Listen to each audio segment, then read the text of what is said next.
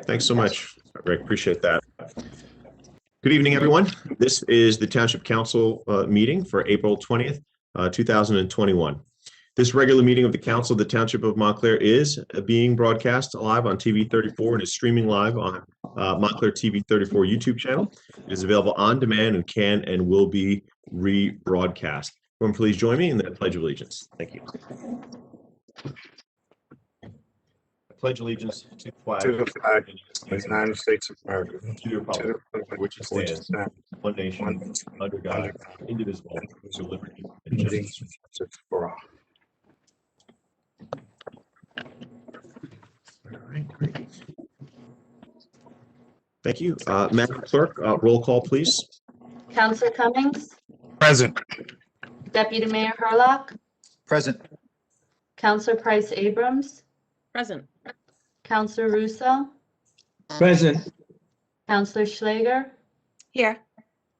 Councilor Yacobelis, Present. Mayor Spiller. Here. Present. Thank you. We'll move through our agenda with flexibility. First, let's do our proclamations. We have a number of them today. Certainly, one that I know is weighs heavily on all of us. Councilman Cummings, would you mind doing the first proclamation for us, please? Thank you, Mr. Mayor. I think we all agree that the passing of Jordan Tassy was something that many of us felt individually and collectively, and are also proud of the way the township responded. So doing this proclamation is something that I think is it's worth it, and it will mean something. So it goes with this. Whereas the mayor and council of the Township of Montclair are saddened by the recent passing of Jordan Tassy, a lifelong resident whose passion, spirit, and love for his community and friends made him a cherished resident of the Montclair community. And whereas Mr. Tassy was born on April 13th, 1998, lived his dream of being a member of the tradition-rich Montclair High School football team, earning a varsity letter on 2 state championship Mountie squads. 2016 graduate of Montclair High, Jordan was a member of the Unitarian Universalist congregation in Montclair, where he participated in a religious education program, graduating from the church coming of age course. Mr. Tassy engaged in multiple service opportunities at the church. And whereas Mr. Tassy was known for following his passion while supporting and encouraging others to do so themselves. He realized his dream of becoming a photographer and videographer, creating his own brand, Polo Films, after his high school nickname, J. Polo. Jordan was a magnetic force with friends and strangers alike, finding threads of connection through his many interests, including music, food, 3D printing, digital art, and drones. An animal lover, Mr. Tassy was known to take care of stray animals until he could find them a safe respite. Mr. Tassy loved his pit bull husky mix Dakota, taking him on walks in Nishawayne Park. Jordan consistently volunteered at the Montclair Animal Shelter, and whereas Mr. Tassy demonstrated his passion for helping others and came to the attention of the Montclair community when the township recycling service was suspended. Rather than thinking of his own needs or opting for the convenience of throwing the recyclables in the trash, Jordan stepped up to serve his neighbors by offering to transport their waste to the township's recycling yard. His leadership and impactful actions made him indelible mark, and when he fell ill, the community rallied behind him and his family. And whereas Mr. Tassy loved his hometown and being a part of the diverse fabric of Montclair, his character and contributions to the community are a testament to his love for helping people and willingness to serve. And now, therefore, the mayor and council of the Township of Montclair hereby recognize the remarkable contributions of Jordan Tassy during his all too short life, express the thanks of a grateful community for the life and service of Mr. Tassy, and extended sympathy to his mother Norma, his father Tom, and his many family members and friends who will cherish his memory. I so move. Second. All in favor? Aye. Aye. Aye. Thank you, Councilman Cummings. And I think, you reading that really captured how so many of us are feeling. And, thank you. Appreciate it. Mayor. Next, we have a proclamation recognizing the Animal Control Officer Appreciation Week. And can I ask our Deputy Mayor to read that proclamation, Mr. Deputy Mayor? Thank you, Mr. Mayor. I would be honored to. This is a proclamation for Animal Control Officer Appreciation Week. Whereas the National Animal Care and Control Association has designated the second full week of April each year as Animal Control Officer Appreciation Week. And whereas the various federal, state, and local government officials throughout the country take this time to recognize and thank all animal control officers for the dedicated service they provide to their citizens across the nation. And whereas animal control officers dedicate their lives to providing essential community functions, including the enforcement of animal control laws, protecting the public from diseases such as rabies, capturing, roaming, and potentially dangerous animals, rescuing animals in danger, partaking in continuing education opportunities annually, to stay abreast of state animal laws and local ordinances, providing TNR services to the residents to help control community cat populations, investigating complaints of animal neglect and abuse, increasing compliance for pet licensing, educating pet owners about responsible pet care, mediating disputes between neighbors regarding pets, and whereas Montclair Township wishes to commend our animal control officers for providing the highest level of customer service in keeping with the long and distinguished tradition of the animal control profession. Now, therefore, the mayor and the council of the Township of Montclair hereby recognize April 11th to 17th, 2021, and every second full week in April thereafter as National Animal Control Officer Appreciation Week in the Township of Montclair, and encourage all citizens to join in expressing their sincere appreciation for the service and dedication of our animal control officers. And I so move, and I know Liz is here. I think we've got, and I know Ms. Porterways is here from the Health Department. I so move, and I thank you all for your many years of service to our town in this capacity and for all the work you've done. And Michelle Schreiber is we've here got- also. we've got, Senior Animal Oh, Control. Michelle's here too. Okay, I didn't, I'm sorry. I've only got so many blocks across too. I'm not technologically savvy. Michelle, thank you as well for all of your work that you've done over the years. And seriously, it's sometimes a thankless job, but please know, we thank you. Thank you very much for the recognition. We all appreciate it very much. Thank you. Thank you. Let's just do it without objection. So without objection, so approved. And also want to say, ladies, seeing you both on it and great job on the backdrop, always promoting there. Very nice. Absolutely. Well done. Well done. But as the deputy mayor said, we thank you. Well-deserved recognition, and oftentimes, it goes without recognition. So thank you. Thank you very much. Thank you very much. Thank you all. Next, we have a proclamation designated the week of April 17th through April 25th as Earth Week in Montclair. Can I have Councilman Yacobelis, would you do the honors of this one? Yes, thank you, Mayor. Sure. Whereas April 22nd, 2021 marks the 51st anniversary of Earth Day, established in 1970, when 20 million Americans collectively called for greater protections of the land, air, and water resources of our nation. And since the inception of this inspiring national movement, New Jersey has been at the forefront of addressing environmental harms and developing creative solutions. It was the third state to establish a major state agency to administer aggressive environmental and conservation efforts. And whereas the Township of Montclair, through its elected officials, government employees, boards and commissions, civic organizations, educational institutions, volunteer groups, the faith community, and others, work to create an awareness of the natural resources in our Montclair and Essex County community. These groups initiate and encourage programs which engage all citizens in protecting the social, historic, economic, and spiritual value of these resources. And whereas the Township of Montclair has a long history of being a sustainable community, in 1978, Montclair implemented the first town-wide mandatory recycling program almost a decade before the New Jersey Mandatory Recycling Act of 1987. For our many energy-efficient initiatives, in 2005, Montclair was awarded the first Municipal Clean Energy Leadership Award by the Office of Clean Energy, New Jersey Board of Public Utilities.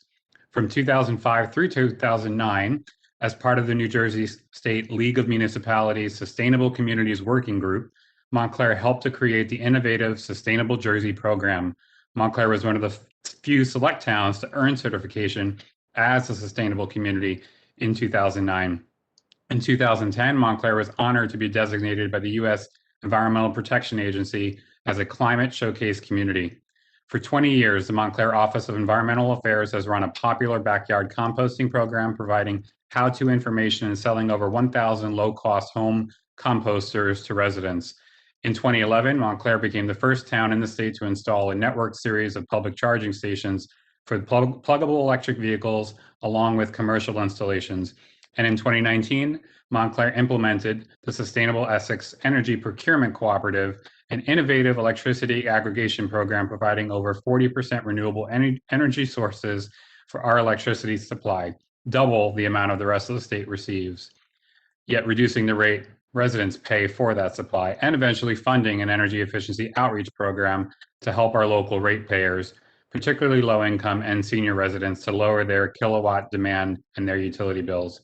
Whereas the mayor and council adopted an ordinance this year to reduce the hours of leaf blower use to minimize the adverse impact of such equipment on the environment and to further protect the social welfare, health, peace, and quality of life of Montclair residents.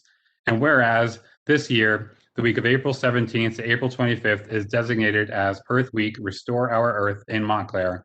Our community is fortunate to have over 22 events scheduled to commemorate this celebration, including educational programming on sustainability through Montclair State University and the Montclair Art Museum. The Northeast Earth Coalition will also be stewarding a variety of events, including the coordination of over 350 volunteers who are celebrating Earth Day by pitching in to help clean up our parks and public spaces. And that number is actually up to 475. Whereas the Township of Montclair recognizes that public and educational processes directed towards environmental improvement will help determine the quality of the environment and therefore the quality of life for the next generation. This makes the efforts of local organizations and volunteers ever more essential in this time. Now, therefore, the mayor and council of the Township of Montclair here designate the week of April 17th to April 25th, Earth Week in Montclair, and invite all residents to engage in service efforts to celebrate and protect our natural world. I so move, and I thank our clerk for the great work on this piece. Great, it's been moved and without objection. Second. We'll accept. All right, well, thank you so much, Councilman, for reading that, and Madam Clerk for helping to put all those pieces together. But really in there, I think, as you noted, Councilman, all the things that you read off, I think are just some of the big things that help define who we are. And I know, help us to lead the way on many issues, and we know much more to go, right? We've got a lot of things that we continue to work on, but some of those have really had major impact. I mean, the energy aggregation, so many other pieces have just had a massive impact on our environment and doing what we can as a community. So kudos to all for being involved. It's a team effort, right? We all have to as a community to be successful. So thank you very much for reading that. Appreciate it. Next is a proclamation recognizing May 6th through 12th as National Nurses Week. So whereas National Nurses Day is celebrated annually on May 6th to raise awareness of the important role that nurses play in society, marking the beginning of National Nurses Week, which ends on May 12th, the birthday of Florence Nightingale. And whereas Nurses a Week is an annual celebration of all that nurses around the world do for their communities, and it is our time to recognize, appreciate, and invest in the nurses we know or work with every day. And whereas Nurses Week 2020 was unlike any other, as a society, we ask for more of nurses than we've ever had to. And to work on the front lines, they put themselves forward to fight against the COVID pandemic. And whereas with Nurses Week 2020, the 200th anniversary of Florence Nightingale, and the year of the nurse and the midwife behind us, we are still grappling with the devastating pandemic. And whereas American Nurses Association has extended the year of the nurse and midwife into 2021, and we want to highlight and celebrate the efforts made by nurses everywhere to improve health conditions, recognize and reflect upon the challenging conditions nurses face in practice, whether they be physical, emotional, or mental, and then the strides towards increasing better care for the existing nursing workforce. And whereas the nurses of the Montclair Department of Health and Human Services have spent the last year working under extremely trying conditions, but have shown continued commitment and dedication to their jobs and to their coworkers. And whereas Montclair's team of public health nurses, Peggy Brodowski, Director of Nursing, who has the same birthday as Florence Nightingale. Happy pre-birthday, by the way. So Very nice. So Thank happy you. birthday. Where am I? And public health nurses, Cheryl Tomasello, Carrie Egan, and Emily Raccoon have provided leadership and guidance to our community throughout the pandemic. And whereas our vulnerable populations outreach coordinators, grant nurses, Samantha Bueller, Sandra Hain, and Kamal Pandya have been invaluable in identifying at-risk populations and service providers and coordinating the vaccination of senior and homebound residents. Now, therefore, the mayor and council of the Township of Montclair hereby recognize May 6th through 12th, 2021 as National Nurses Week in the Township of Montclair and encourage all citizens to join in expressing their sincere appreciation for the service and dedication of our public health nurses. And my goodness, do you guys deserve a round of applause. So thank you so much for all you guys do. Really appreciate it. And Sue, I know you're on as well, to the team. Absolutely, Councilman. Good call. I agreed. We all stand and applaud you guys. Just really difficult conditions, as we all know, and you guys have been doing just wonderful work. So thank you, thank you, thank you. We know how stressful it can be, but you're making a big difference in our community and so many others. So without objection, I so move and thank you. And Thank you, ladies, would you Steve. like to say anything? Oh, on behalf of the nurses, I would just like to say thank you so very much for the recognition. It really means a lot. It's been a challenging year for all, but our nurses truly have been amazing, and we're very grateful to them and to all of you for your support. And Sue and our Montclair Health Department team especially. Thank you. Thank you, everybody. Thanks so much. Thank you again to both. Mayor. Thank you. Mayor, Sorry. Yeah, Councilman Russo. Mhm. yes, I just want to throw this in because our biggest health and nurses union in New Jersey is part of my AFT union. It's President Debbie White is Health Professionals and Allied Employees, HPAE, you know of them. I just want to shout out to Debbie White and to tell all the nurses here, to make sure you work together because nurses are now a potent force in labor and in unions to protect themselves as well as the public they've been fighting for. Debbie White was on TV the other day on the news saying our unions have been making sure that the people on the front line, the nurses especially, are protected with protective equipment and that they also are given the respect that they deserve to get us through this past year. So that's a shout out to HPAE AFT. Thank you, Mayor. You bet. Right. Thanks again, ladies. Appreciate it. All right. Next, I'm going to open it up to public comment in an effort to minimize exposure to COVID-19 and to maintain social distancing practice. This April meeting of the April 20th, 2021 meeting of the Township Council and further meetings until the pandemic is over will only be available to the public remotely. Those who wish to participate now during public comment should dial in to 408-418-9388. When asked to enter an access code, please enter 129-422-6985. Then press pound. When asked to enter an attendee number, please press pound. When asked to state your name, do so and press pound. The administrator will say when it's the caller's turn to speak, and the caller will then hear two beeps. At that time, the caller will have an opportunity to make his or her comments. And Mr. Stafford, Mr. Fan, I turn it over to you to manage our public comment section. Thank you. Thank you, Mayor. Caller with the number starting 973-900. It is your turn to comment. 973-900. Please, for the record, state your name and do your best to keep your comments under 3 minutes.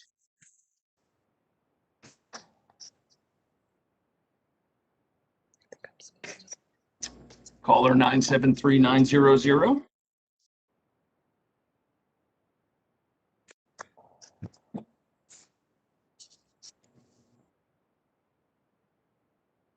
Caller with the number starting 718-791.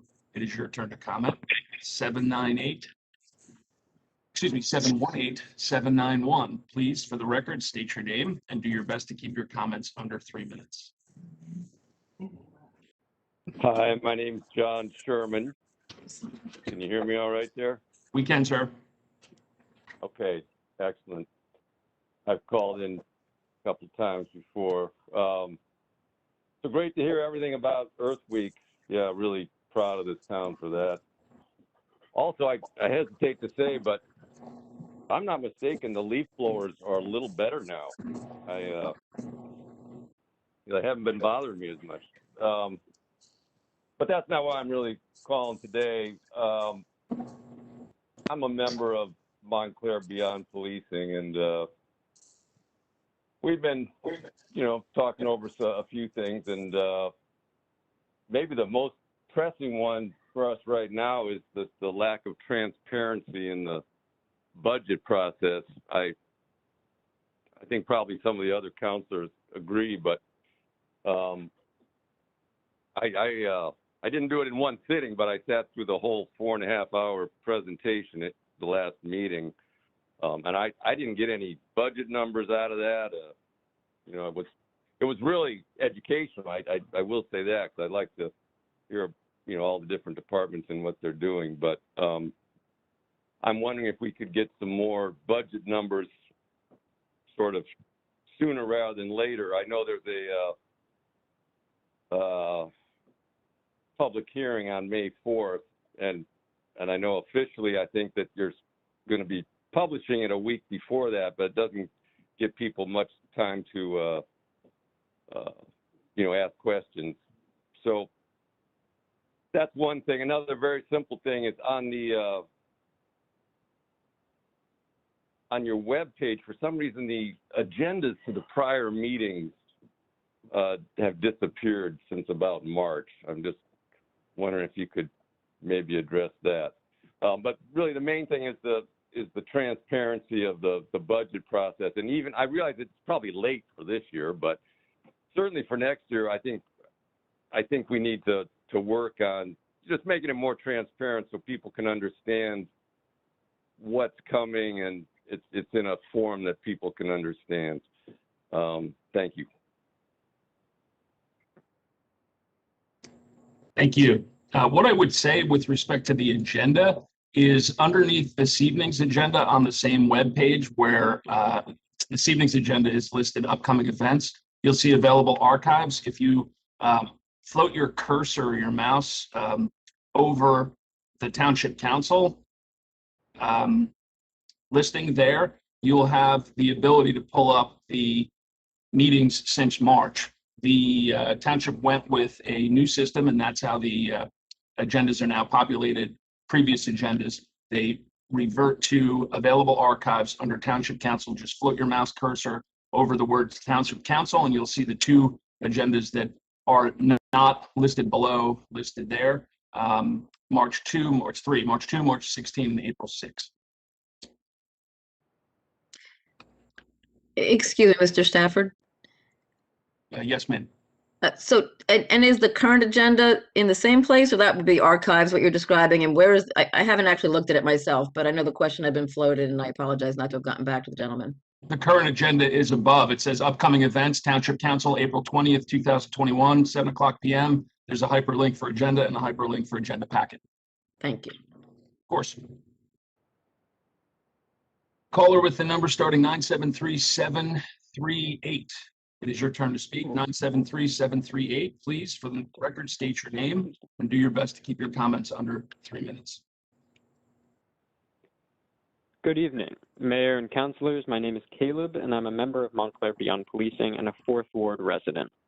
As a town that claims to be forward-thinking and progressive, the Montclair municipal budget process is remarkably undemocratic and opaque. Budget breakdowns at the last town council meeting were limited in scope, lacked hard numbers, and some departments didn't even present. The process is so unclear that even some of our own town councilors were confused about it 2 weeks ago. If that's the case, how can we expect a reasonable working Montclair resident to keep track of this process? Citizens of our town have a right to understand how their tax dollars are spent and have an opportunity to contribute meaningfully to such big decisions. The budget process should be presented to the town in ways that are easily comprehensible, like graphs and pie charts, not 90-page documents. And there should be a robust period for public comment, and such comments should be incorporated into the process in a real way. Such reforms aren't controversial or complex. They're just common sense ways for our towns to uphold our democratic and progressive values. Thank you for your time and consideration, and have a good night.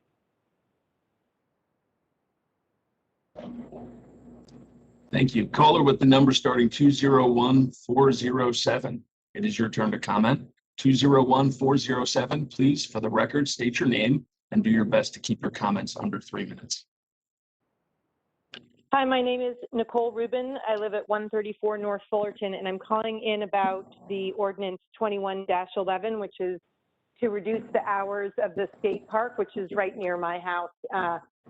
Several neighbors in this area have found the noise to be an overwhelming and super upsetting constant background noise to our lives here, such that we cannot sleep with our windows open, for instance. And I understand that you're trying to reduce the hours from 84 hours a week to 76 hours a week during the summer, but that does not address the overarching issue of the fact that the town gave permission to skateboarders to use tennis courts for a, quote, temporary skate park, but that temporary skate park has been there for more than a year and absolutely no noise mitigation has been addressed.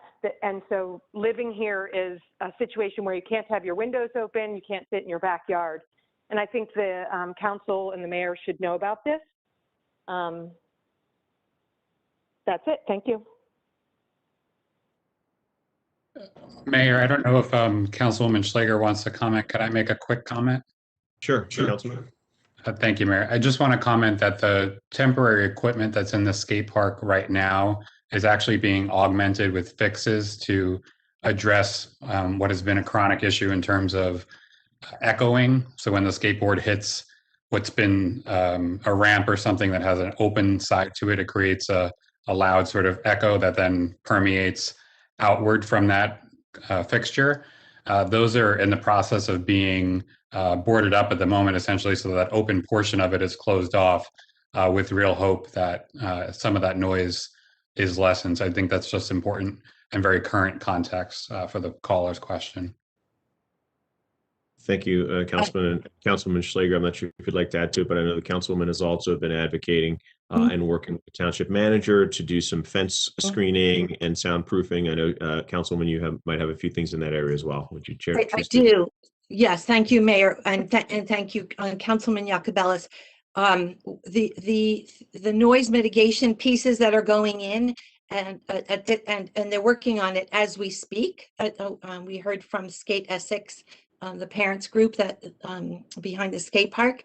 Everything that's being put in there can also be moved. So when this is a temporary skate park, so when it is moved at some point, those pieces can be moved. So nothing is a permanent fixture. So I think that's very important to know, so that all those efforts are portable. But we are listening, and we are doing everything we can to help the neighbors that are that have been that this has caused problems for. We've been listening. Thank you. Caller with the number starting 201-407. It is your turn to speak. 201-407. Please, for the record, state your name and do your best to keep your comments under 3 minutes.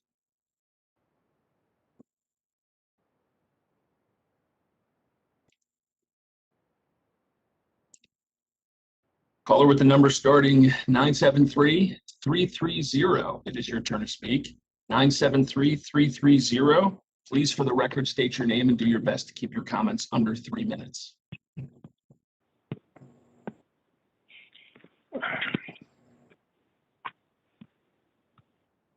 Hello, 973-330. We can hear you.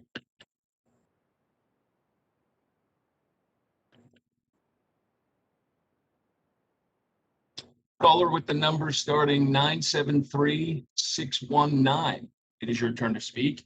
973-619. Please, for the record, state your name and do your best to keep your comments under 3 minutes. Yes, good evening, Mayor and Council, and also the public. This is Ahava Felicidad, President of the Tenants Organization of Montclair. We're an advocacy group created for rent control. And on the call tonight, so that we are represented, there should be a few of us calling in this evening to make sure we are here at the council meeting as much as possible. Every meeting that we can attend, we will, and make sure that everyone knows how to reach us by email at tenantsorganizationmontclair@gmail.com for intake, for joining us, and also for various ways to volunteer. We would like to ask for a public update on the status of the appeal for repeal. If you can give more clarity on that so that everyone has a better idea of where we stand with the rent control ordinance that we want implemented. The same ordinance that had a ruling in favor of its implementation back in January, and then a short time after that was reversed, and we've been getting updates. So I'd like for you guys to give an update to the public on that. Thank you. Have a good night. Mayor, would you like me to do that?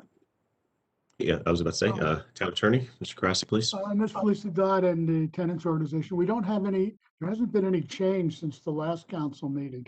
All the papers for asking for an appeal were filed, and the appellate division, which is where the court where that matter is, hasn't responded yet, and they don't have a schedule. They respond when they feel like it or when they're ready.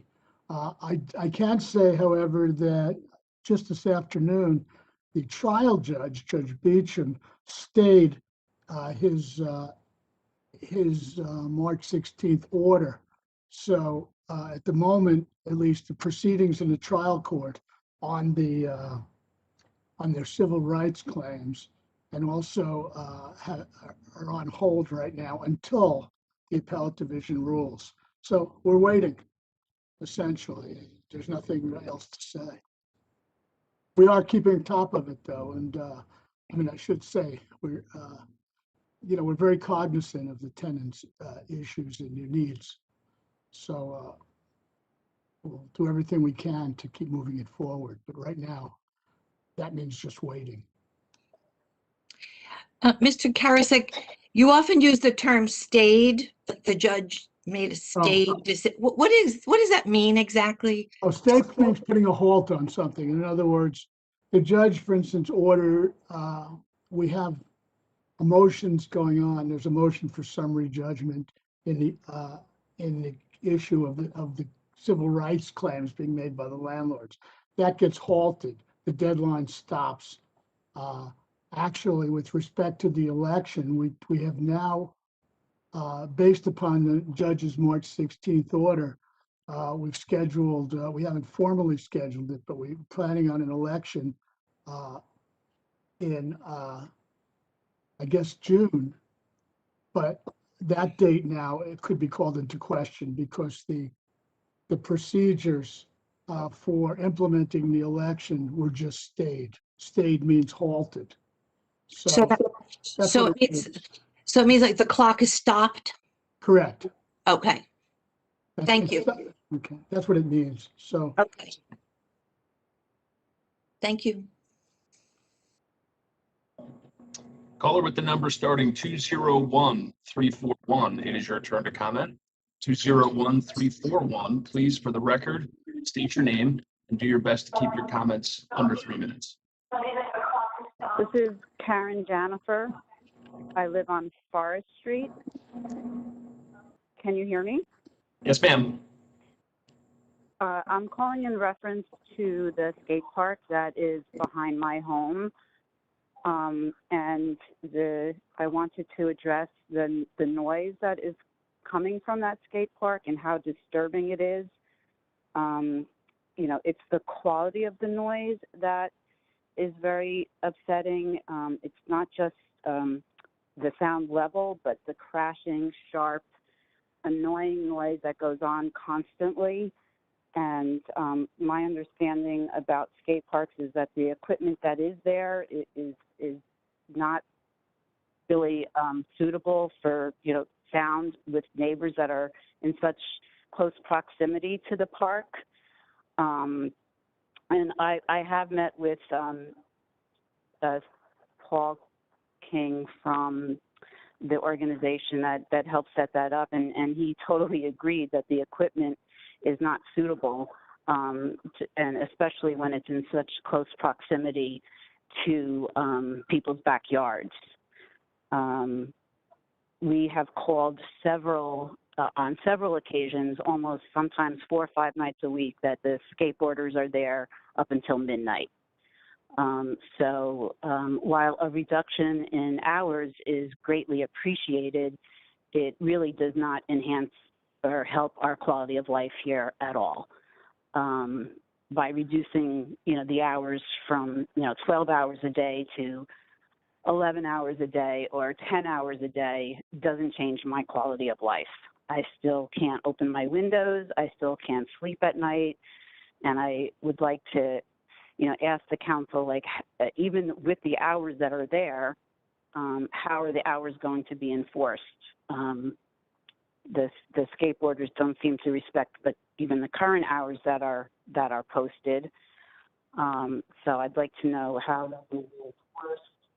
And I want to also ask what responsibility is the town taking for managing the skate park? Because the only response I've gotten is from, the parents of skateboarders that, want to maintain this park. And so they're willing to try to help, and they can appreciate that the noise level is not suitable, especially where this park is situated.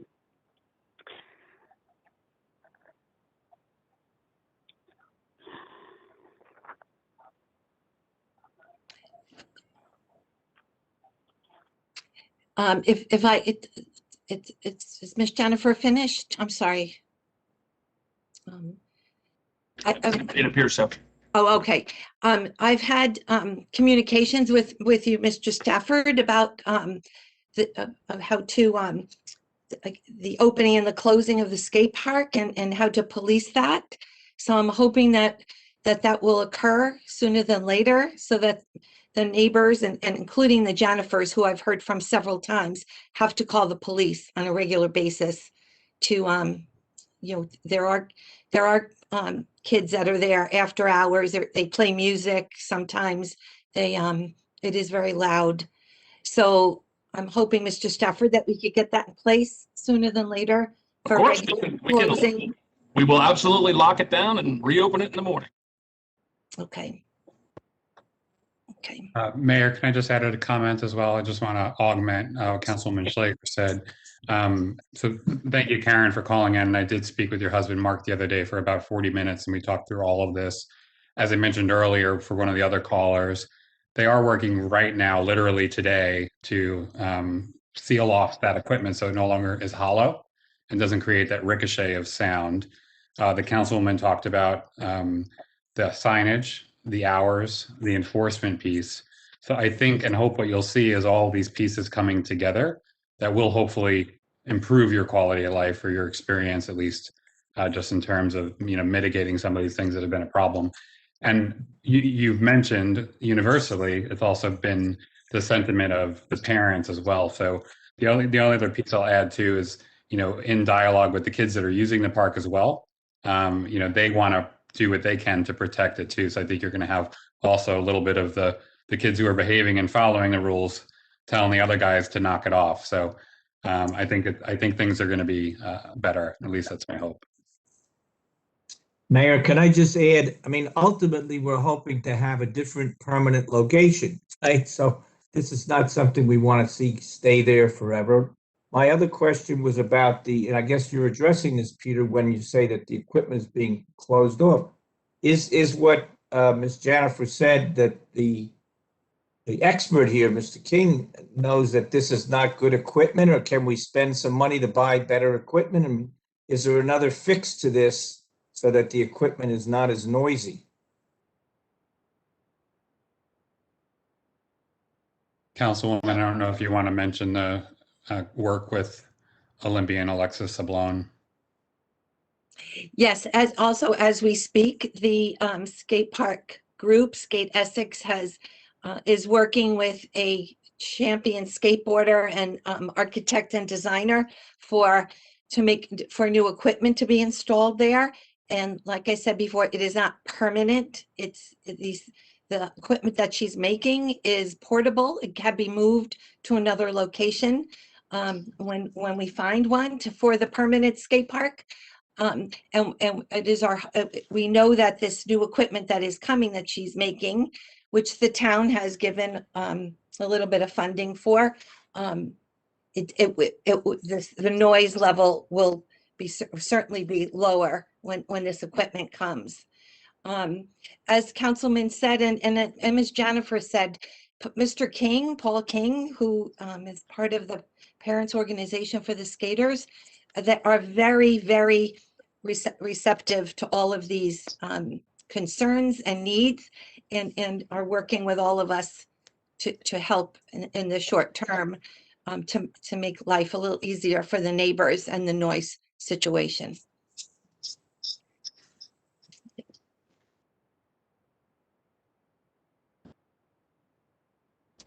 Caller with the number starting 917-545. It is your turn to comment. 917-545, please, for the record, state your name and do your best to keep your comments under 3 minutes.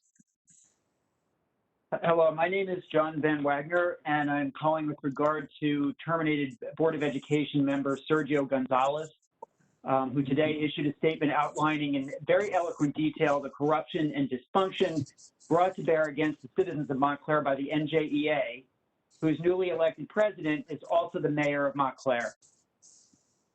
This conflict has been in full view of the public at least since then Councilor Spiller was forced to relinquish his position on the Board of School Estimate because of conflict of interest due to his N.J.S.A officership back in 2016.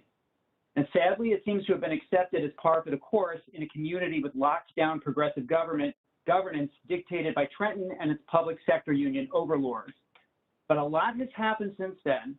Our children, and specifically our underserved children, have been locked out of their schools and effectively had their futures destroyed by a union bent on holding their lives hostage to its interests.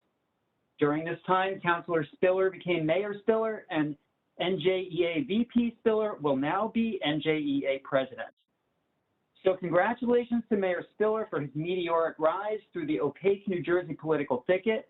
Governor Murphy's presence at his swearing-in speaks volumes about the possibilities ahead for him and his career.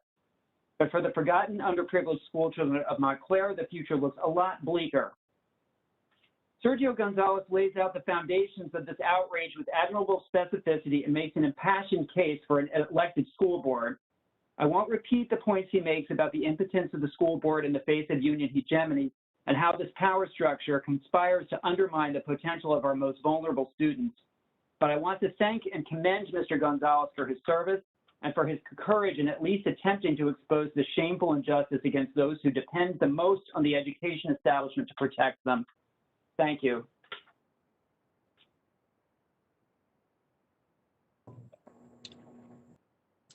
Caller with the number starting 973-747. It is your turn to speak. 973-747, please. For the record, state your name and do your best to keep your comments under 3 minutes. Good evening. This is William Scott, co-chair of the Montclair Housing Commission and also chair of the NAACP Housing Committee. I just want to thank the mayor and the council for standing behind the litigation process to move the rent control ordinance forward. It's been a long time coming as far as rent control in Montclair. We've been fighting this battle for 40 years, and obviously the last 1 year has been extremely difficult, but we are still on the right path to getting this rent control ordinance implemented once we get beyond the legal wrangling. Again, I will also want to thank Ira for his hard and dedicated work in moving this ordinance forward from a litigation standpoint. And it is truly going to benefit the seniors of Montclair. It's going to benefit the Black and brown community of this township, which has been woefully neglected over the years as it relates to the gentrification that's taken place in this township. And I think the rent control ordinance is long overdue. So again, thank you very much.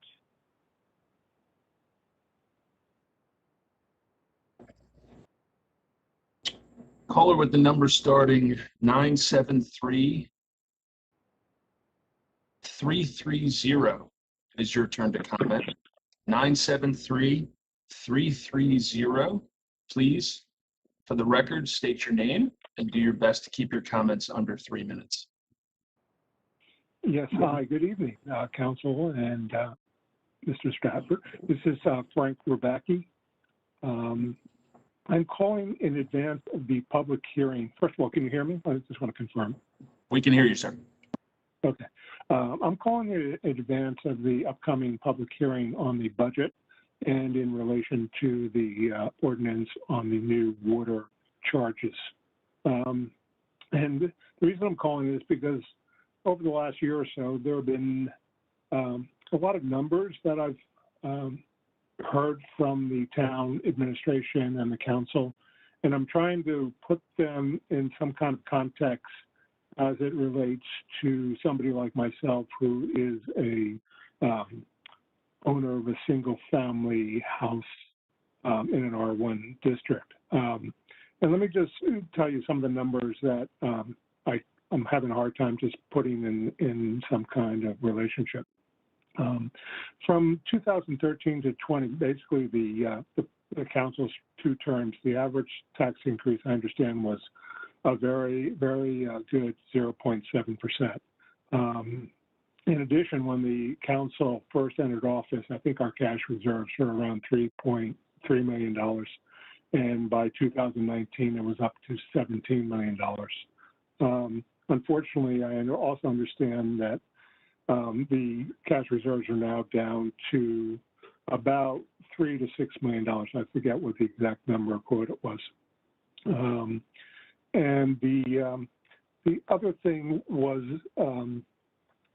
a practice, according to the mayor, prior to 2017 and prior, was to transfer excess revenue from the utilities to help mitigate these tax increases or any tax increases that we were subjected to. And at the same time, the water rates were increased significantly from like 2014 to 2017. I think it's cumulatively around 34%. I guess the short of it is I'm trying to understand our tax and fee policies as it relates to me, and how does it differ from other groups, renters, multifamilies, businesses, and such, because it seems like we kept the taxes low and then shifted the cost to fees under water department. And for example, seniors are paying 25% discount on those fees. It would be helpful if you could explain that at the hearing. Thank you very much.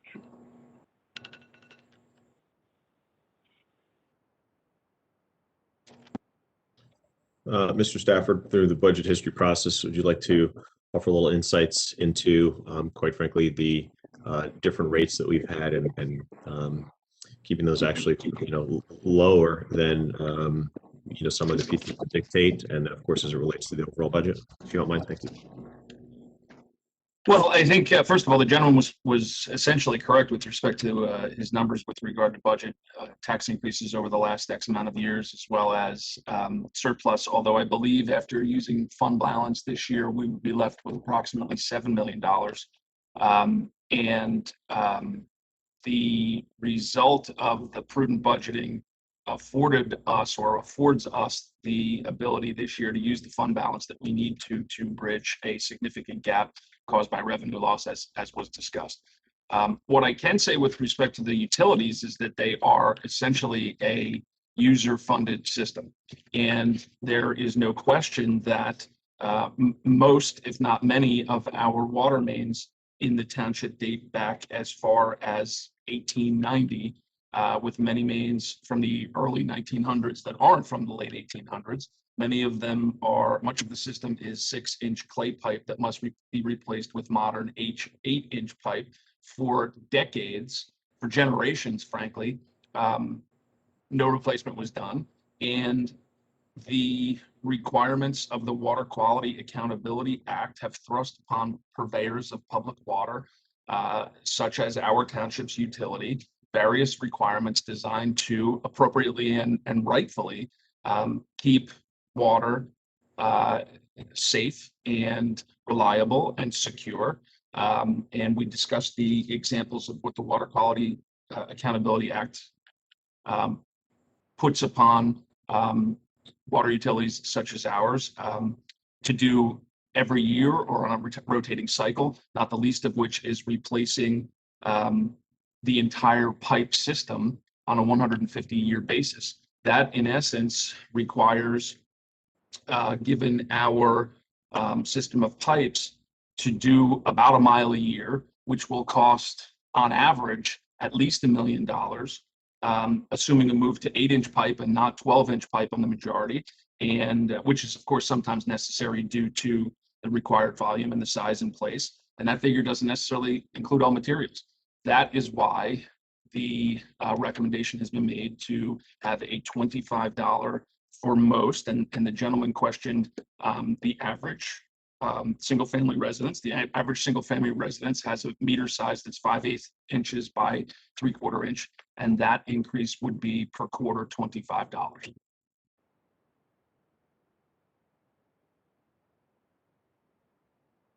Thank you.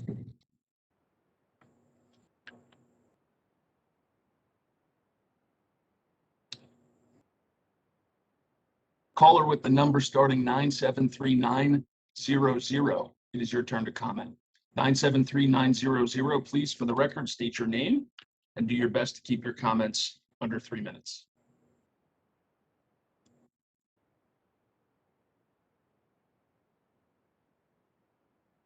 Nine seven three 900. Yes, ma'am, we can hear you. Okay. I am one of the 3 neighbors that we're going to talk about ICE contract, and SIM price, which number is 973-768, is coming before me. Could you call him first, please? I beg your pardon. You want me to call on someone else? Is that what you said? Yes, please. 973-768. Happy to do that. Thank you. Caller with the number starting 973-768. It's your turn to comment now. 973-768. Please, for the record, state your name and do your best to keep your comments under 3 minutes. Jim Price. Good evening. Good scrambling. Thank you. My name is Jim Price, 47 Gordonhurst Avenue. Thank you for the opportunity to speak. For identification purposes, I'm a member of N.J.S.A for Change. I'm also a volunteer with New Sanctuary Coalition in New York City. We accompany immigrants to their hearings and ICE check-ins. I'm going to give a brief overview of the reason for this resolution, and my colleagues, Maria Eva Dorigo and Mike Lasser, will then read the actual resolution. This is about the effort to end the immigration detention contract that Essex County maintains with ICE. Since 2008, Essex has imprisoned people for both ICE and the federal marshals. This year, the combined contracts will be worth approximately $40 million. It's important to note that immigration violations are civil violations, not criminal. It is also important to note that everyone in ICE detention is incarcerated solely because of their immigration status. There is currently legislation in both the state, Senate, and Assembly that would end this contract and similar contracts in Hudson and Bergen counties, as well as the contract at the Elizabeth Detention Center when they come up for renewal. The bills would also prevent the creation of new contracts in other countries or in other counties or at private facilities anywhere in the state. Both bills have multiple sponsors and are still in committee. Montclair Senator Neil is primary sponsor. In the Assembly, the bill is A5207, and in the Senate, S3361. We're presenting the resolution to raise awareness of this grave injustice that has continued for far too long, and also to pressure the legislature to act on it. Essex County is run by Democrats, top to bottom. The Democrats profess to be the party of inclusion and welcome and social justice. But we lock people up for money, and in return, we get nice parks. But it doesn't help me feel good about the quality of life we have in Montclair, knowing that some part of that comes at the expense of the freedom of other people. The Biden administration has committed to turning the page from the racism and xenophobia of the Trump administration. This includes making a path to citizenship for immigrants. We cannot turn back the clock and reunite all the families that have been torn apart. We can, however, contribute to the process of healing, but not so long as we continue to profit from the detention of people at the hands of ICE. Senator Booker has spoken out and said that these contracts must end. Senator Menendez has called the ICE contracts blood money.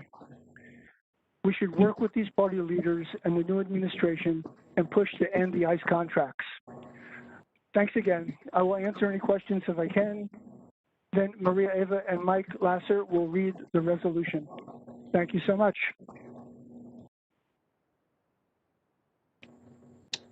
Caller with the number starting 973-980. It is your turn to comment. 973-980. Please, for the record, state your name and do your best to keep your comments under 3 minutes.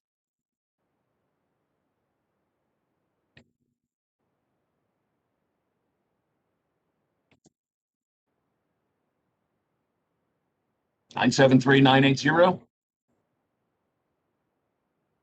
I'm trying to speak. Do you hear me? Yes, sir. We can hear you. A little mix-up. Maria is the one who needs to read the first part of the resolution. If you could please let her speak first, then I would appreciate it if you let me jump in after her. I'd very much like to help you, but I don't know who Maria is, and I'm working on a system where I only see the first 6 digits of somebody's phone number. So maybe you could do us the service of reading. Yeah, sorry about that. Okay. All right, then let me speak through this to Maria. Maria, you should just take the part that comes after me. She was the person who asked you to call on Jim Price, but I will go ahead. It is a funny situation. I know it's confusing. Okay, here is the draft resolution.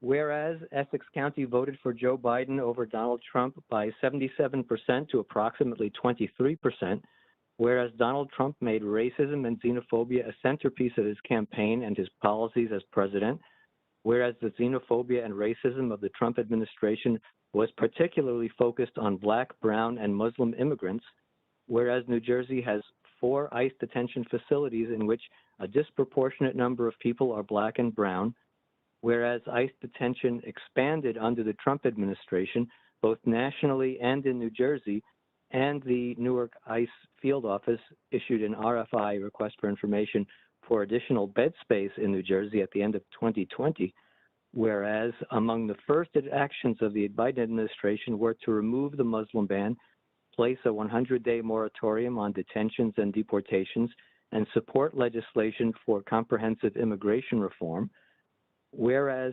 companion bills A5207 and S3361 have been introduced in the New Jersey State Assembly and New Jersey State Senate that would prevent new ICE detention contracts with both private and public facilities, whereas these bills would provide for a staggered phase-out of current detention contracts.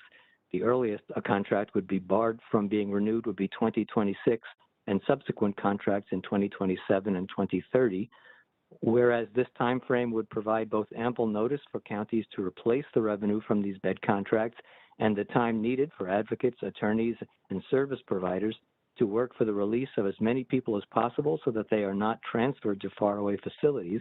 And finally, whereas these bills are part of a nationwide effort to close immigration detention facilities with similar bills passed or proposed in California, Maryland, Illinois, and New Mexico. Now, that's the end of the part that I was planning to read. If it's not possible for you to get back to Maria, then if you will let me, I'll just read the short conclusion. But can you find Maria, or is that impossible?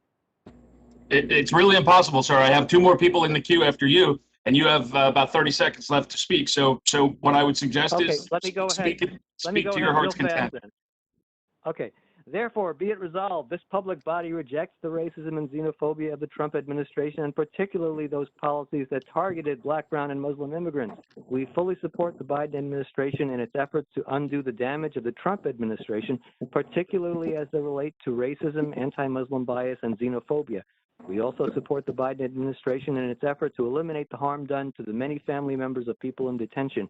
We support the responsible closure of New Jersey's ICE detention facilities, the swift passage of A5207 and S3361.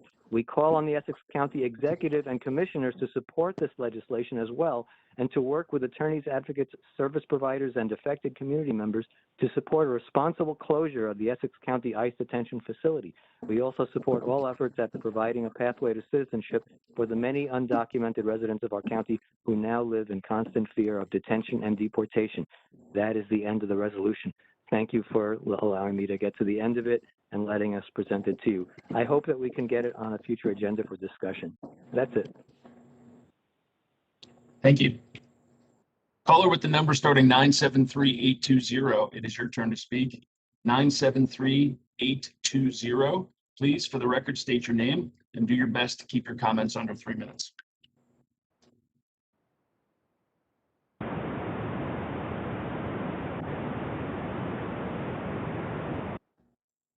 Caller with the number starting 646-713.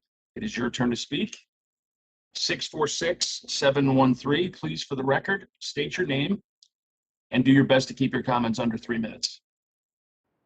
Thank you. My name is Mark Joseph, and I'm actually a resident of Ward 4. I live on Linden Avenue. And I do just want to say for the record that I fully support everything they were talking about with the ICE contract. So that's not why I'm calling. But Audre Lorde has a quote, there are no single issue struggles because we only live single issue lives. So I'm in full support of what they just said. But I'm a member of Montclair Beyond Policing, and I'm just calling tonight because, honestly, I was just doing some reflection the other day about my mortgage and my house, and I was like, wow, I pay a lot of taxes, as do most people in Montclair, and I was like, okay, 17% of the budget roughly goes to the police. So I'm looking at, over the course of 30 years here, I'm going to basically myself be giving $50,000 to the police.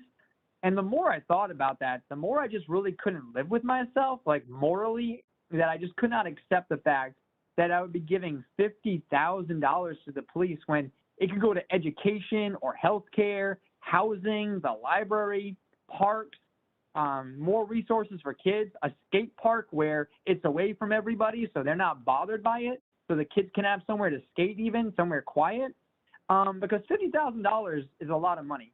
So I was just been thinking a lot about that. And I wanted to call and give you my thoughts. I know you're representatives, and I'm not sure what kind of power or decision making you have. I think you have a lot, and I hope you use it in this area. I know I've heard a lot of talk on this call tonight about how Montclair, paves the way in a lot of areas, and I would really love to see us pave the way in this area.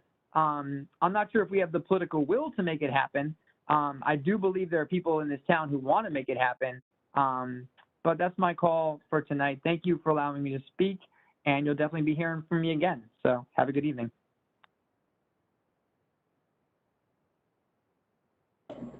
Thank you. Caller with the number starting 973-900. It is your turn to speak. 973-900. Please, for the record, state your name and do your best to keep your comments under 3 minutes.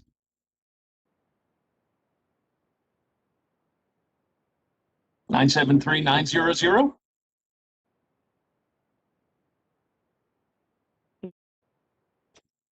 Can you hear me? Yes, ma'am, we can hear you. Hello? Okay.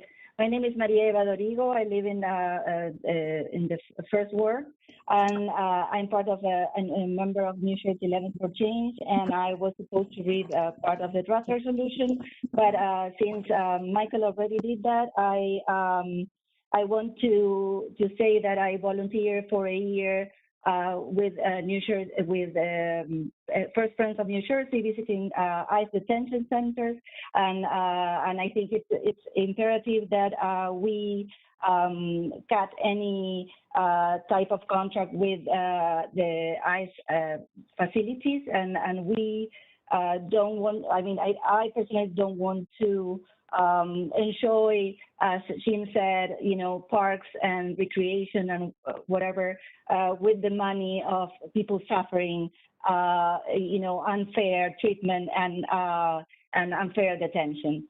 Also, I'm not part of Montclair Beyond Policing, but I've been working on criminal justice system for many years, and I believe that we need to divert money that we are now sending to police budget that doesn't belong to them, and we need to increase the budget, divert it from the police budget to social services. That's what we need to, and today was a historic moment, with the guilty verdict for Chauvin, the former police officer, and I think we need to enter a new era, and we need to use our budget the way we decide to do that, and policing is not shouldn't have big budgets. Thank you.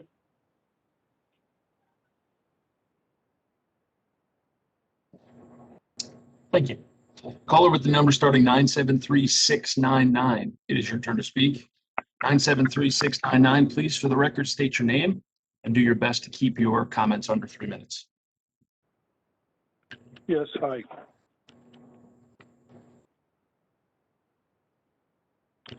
Hello? Yes, sir, we can hear you. Okay. My name is Mark Jennifer. I know my wife had called in prior to this, but I just felt strongly about the situation, so I wanted to call in myself. I'm calling in regarding the skate park that's currently on the Ram tennis courts.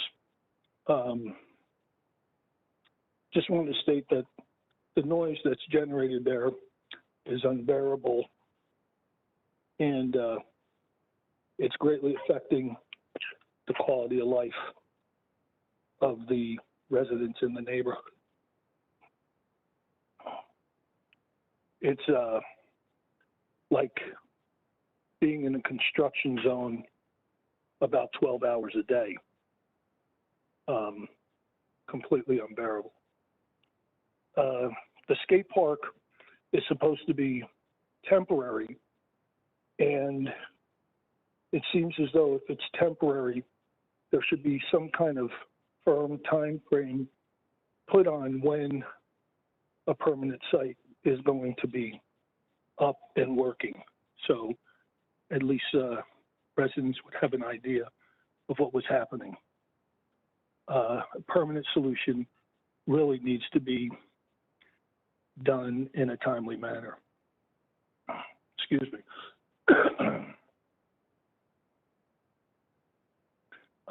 In the interim, sound mitigation, I think, is the right thing to do, and I'm glad there are some attempts. Right now, it seems to be being done by the skate club, and since discussions have started about that, it's been over a couple of weeks, and I'm just wondering whether or not the town has any responsibility in getting that done and making sure that it's done in a good manner. Also, there was the talk about the equipment and trying to stop the echoing, but also we put forth a solution from a company called Acoustablock, which has a particular type of fencing that can also be substantial in the noise mitigation. So lastly, I just want to say that the hours are still much too long, especially for a temporary location. And the council should look at narrowing the hours beyond what has been put forth by Councilperson Schlager. The skaters are not respectful of the opening and closing times, exemplified by the number of times the police need to be called. Also, the residents just need, excuse me, the residents just need a break from the constant noise. Thank you.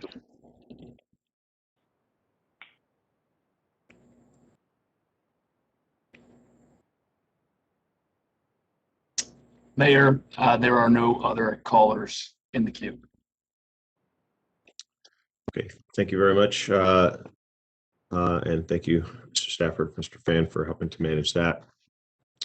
Public comment is closed. Do you have a number of ordinances and business that we'll be moving through? But I did want to, just take this moment. It was referenced by one of the callers, but I wanted to just note and read the statement that I did put out with today's guilty verdict. I think it is an important moment and something for us to pause and reflect on, and of course, know that many of us have made comments about this, understand it, and all of us, I know how impactful this is. So I'll just say, with Derek Chauvin's guilty verdicts on all 3 counts, George Floyd and his family get a small measure of justice. While it could never fill the void that George Floyd's parents and his family and his community have now been left with, it certainly also does not suddenly erase the very real injustices that Black and brown Americans face. But today's verdict does mean that Derek Chauvin will be held accountable for the violence he perpetrated. We have a long way to go in ensuring that justice is applied equitably and consistently when our Black and brown brothers and sisters fall victim to a broken system. Today is an important step on our long march. We have a number of ordinances for second reading. Ordinance O-21-04, which is an ordinance for the calendar year 2021 to exceed the municipal budget probation limits and to establish a cap pursuant to N.J.S.A 40A:4.5.14. It's second reading. So move. Second. It's been moved and seconded. Yeah, Mayor, before I call the roll, I just want to report that all the pending ordinances, including this one, O-21-04, listed on tonight's agenda, have been published and posted, and copies have been made available to the public as required by law. Councilor Cummings? Yes. Deputy Mayor Herlock? Yes. Councilor Price Abrams? Yes. Councilor Russo? Yes. Councilor Schlager? Yes. Councilor Yacobelis? Yes. Mayor Spiller? Yes. Thank you very much. And thank you, Madam Clerk, for noting that with this. Next, we have Ordinance O-21-06, which is an ordinance amending Montclair Code Chapter 327, Section 16, parking prohibition at all times on Washington Avenue. And I so move also. Second. It's been moved and seconded. Any comments, council? Further?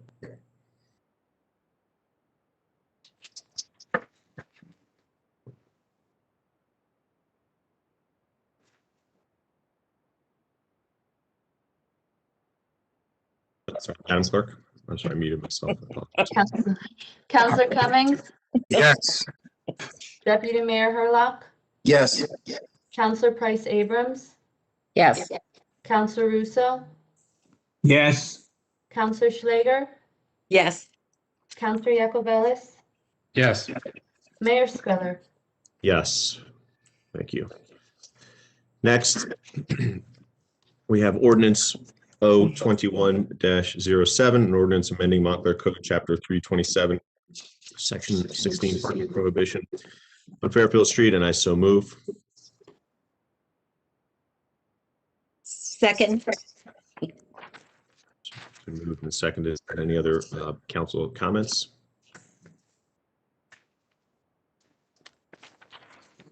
All right. Seeing none, Madam Clerk. Councilor Cummings? Yes. Deputy Mayor Herlock? Yes. Councilor Price Abrams? Yes. Councilor Russo? Yes. Councilor Schlager? Yes. Councilor Yacobelis? Yes. Mayor Spiller? Yes.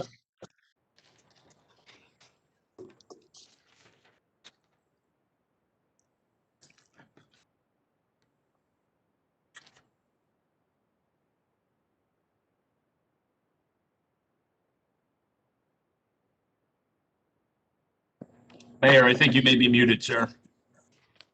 Thank you. I am. It's an effort to control the sound here, but yes. Madam Clerk, we have a new ordinance. Would you please do the honors? Sorry, yes, sir. Item D is Ordinance O-21-08. It is an ordinance amending the Affordable Housing Ordinance of the Township of Montclair to expand the rental assistance program to include low-income tenants and eligible rental units.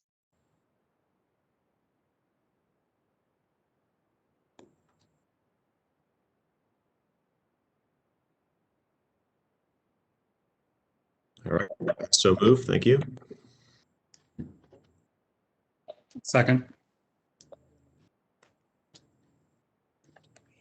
Any council comments?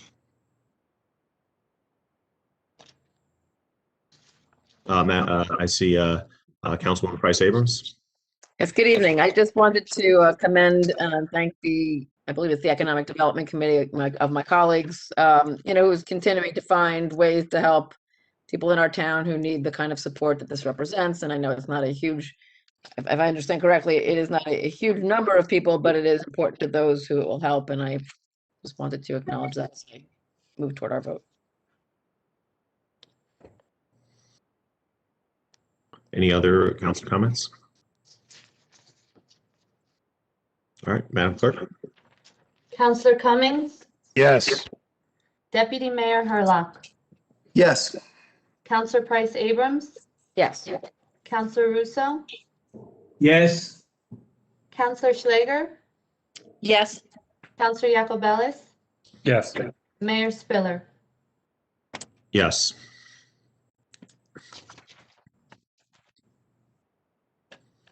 Madam Clerk, if you'll continue with the other new ordinances, please. Thank you. Yes, sir. Item E is Ordinance O-21-09. It's an ordinance to amend Section 347 zoning of the Code of the Township of Montclair to clarify the intent of the inclusionary zoning ordinance and update the cash in lieu contribution. I so move. Second. It's moved and seconded. Any council comment?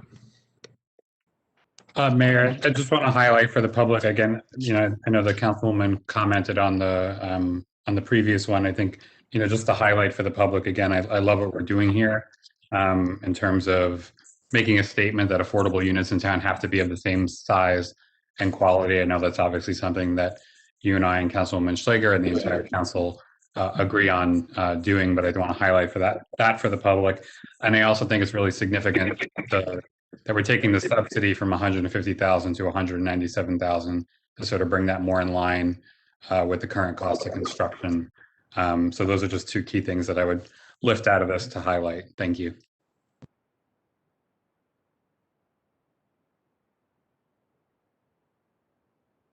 Committee kind of going through the language nuanced pieces that we had to discuss to get this thing exactly where it needed to be. So kudos to your work, and Councilwoman Schlager, you as well. Thank you both. Any other council comments on this? Seeing none, Madam Clerk. Councilor Cummings, Yes. Deputy Mayor Hurlock, Yes. Councilor Price Abrams, Yes. Councilor Russo, Yes. Councilor Schlager, Yes. Councilor Yacobelis, Yes. Mayor Spiller. Yes. Okay. Item F is an ordinance amending Montclair Code Chapter 341, water. I so move. Second. Moved and seconded. Any council comments? Mayor, I do have a couple questions. Sure, Councilman Yacobelis. So probably for Mr. Stafford, and forgive me for not sending these in advance. And I know Gary's probably not on speed dial. I just want to understand a couple things. So the adding in the incremental sizing in terms of the 5/8 by 3/4 and the 3/4, what was the impetus for doing that? Because historically, we've only charged at the 1-inch rate. do you know why we enumerated further? I mean, I understand it breaks out in terms of the amount of meters, and the most common type of home is the 5/8 by 3/4. But just curious, the impetus for enumerating those out below the 1 inch. If you know, if you don't know, that's okay. We could email about it. I think it's specific to the fact that the average residential single family home meter is 5/8 by 3/4. And that's why there was the breakdown of the 2 below 1 inch. And I believe that we've done that before in similar instances. Yeah, so, and that's where I've seen it. I've seen it in terms of like connection fees and other aspects of our water fee schedule. I just hadn't seen it in the per quarter charge. Thank you. And then, do you know if we've looked at, just as another means of raising funds for this purpose, if we've looked at increasing the connection fees? I'm just thinking about, obviously that's a one-time upfront cost that somebody building a new home or a business or commercial building would have to pay. That could be something that potentially could offset the increase elsewhere. I believe that was looked at. I believe it will continue to be looked at. To your point, it's a one-off, and that's the issue. Okay. And then I guess my only other question is, I would just want to understand, because I did vote against this last time, and it's not to stand in contrast to anyone else. Part of me is I have reservations because there is this discussion about a $111 billion allocation in the infrastructure bill that the Biden administration and Congress are tossing around, and that is supposed to be intended for water infrastructure. So I'm sort of wondering out loud if there isn't some value in a 3-month delay to delay this to October 1st versus July 1st. I'm not questioning the need to do this. I think we have to do this, but I wonder if a 3-month delay buys us a little bit of time to consider what may get passed at the federal level in terms of water infrastructure investment, and also would give homeowners and those who pay water fees 6 months notice to sort of work this into the budget versus 3 months notice. Just again, I'm concerned about the acute, moment that we're in, sort of just trying to get out of this recession, trying to get past the pandemic. And I just want to understand what the impact would be if we waited 3 additional months. I'd have to defer to Ms. Rao. I know that you posed the question to her, and I know that she responded. I just can't remember the details of her response. I do believe that her response indicated that it would be that there would be a serious negative impact in delaying the 6 months. Although, if you remember her response verbatim, in essence, I just do not off the top of my head. So I can certainly ask her to resend that to you tomorrow. Yeah, I mean, generally the response was we're taking a risk, right? Because we have very outdated infrastructure. It's over 100 years old, and that risk of water main breaks and things just grows every day that we don't do something. And I believe that. And I'm just asking the bigger question. It's been 100 years. We have to do this. Would 3 months hurt if there's a potential that we could get federal dollars from the huge infrastructure bill that's being discussed? I'm just posing that question because if that's an option for us, why not consider doing it? Certainly, I appreciate the question. I think part of her answer also included it's not really 3 months, because when the president's administration and directives and regs and rules come out with respect to what can be done, what will be done, et cetera, that's when a process would start. So let's face it, the township might not see $1 for 2 years. And if that's the case, that creates a significant negative impact for the township, given the fact that the overwhelming majority of our pipes date back more than 100 years. So the only other thing I would say then is what would make me comfortable to vote for this would then be for us to have to reauthorize this a year from now, to be able to look at and understand then what's happening at the federal level and what infrastructure dollars could potentially be available to augment our own investment. So that would be my recommendation, would then be for us to have to, if we're going to pass this tonight, to then have to reauthorize it a year from now versus this not ever. And I understand why it's not going to sunset, because this is an ongoing project with 90-something miles of piping that has to be replaced for decades to come. But that's just another question that I would sort of pose to the group here. So that's really what I'm looking for, is either a 3-month delay for us to look more holistically at what our options are, give folks some more time to budget for the increase, and or revisit this a year from now and pass this or advance this tonight, I guess, editing in something that would force us to have to reauthorize this a year from now. So then we can ask ourselves that question again and look at the federal dollars and situation at that point.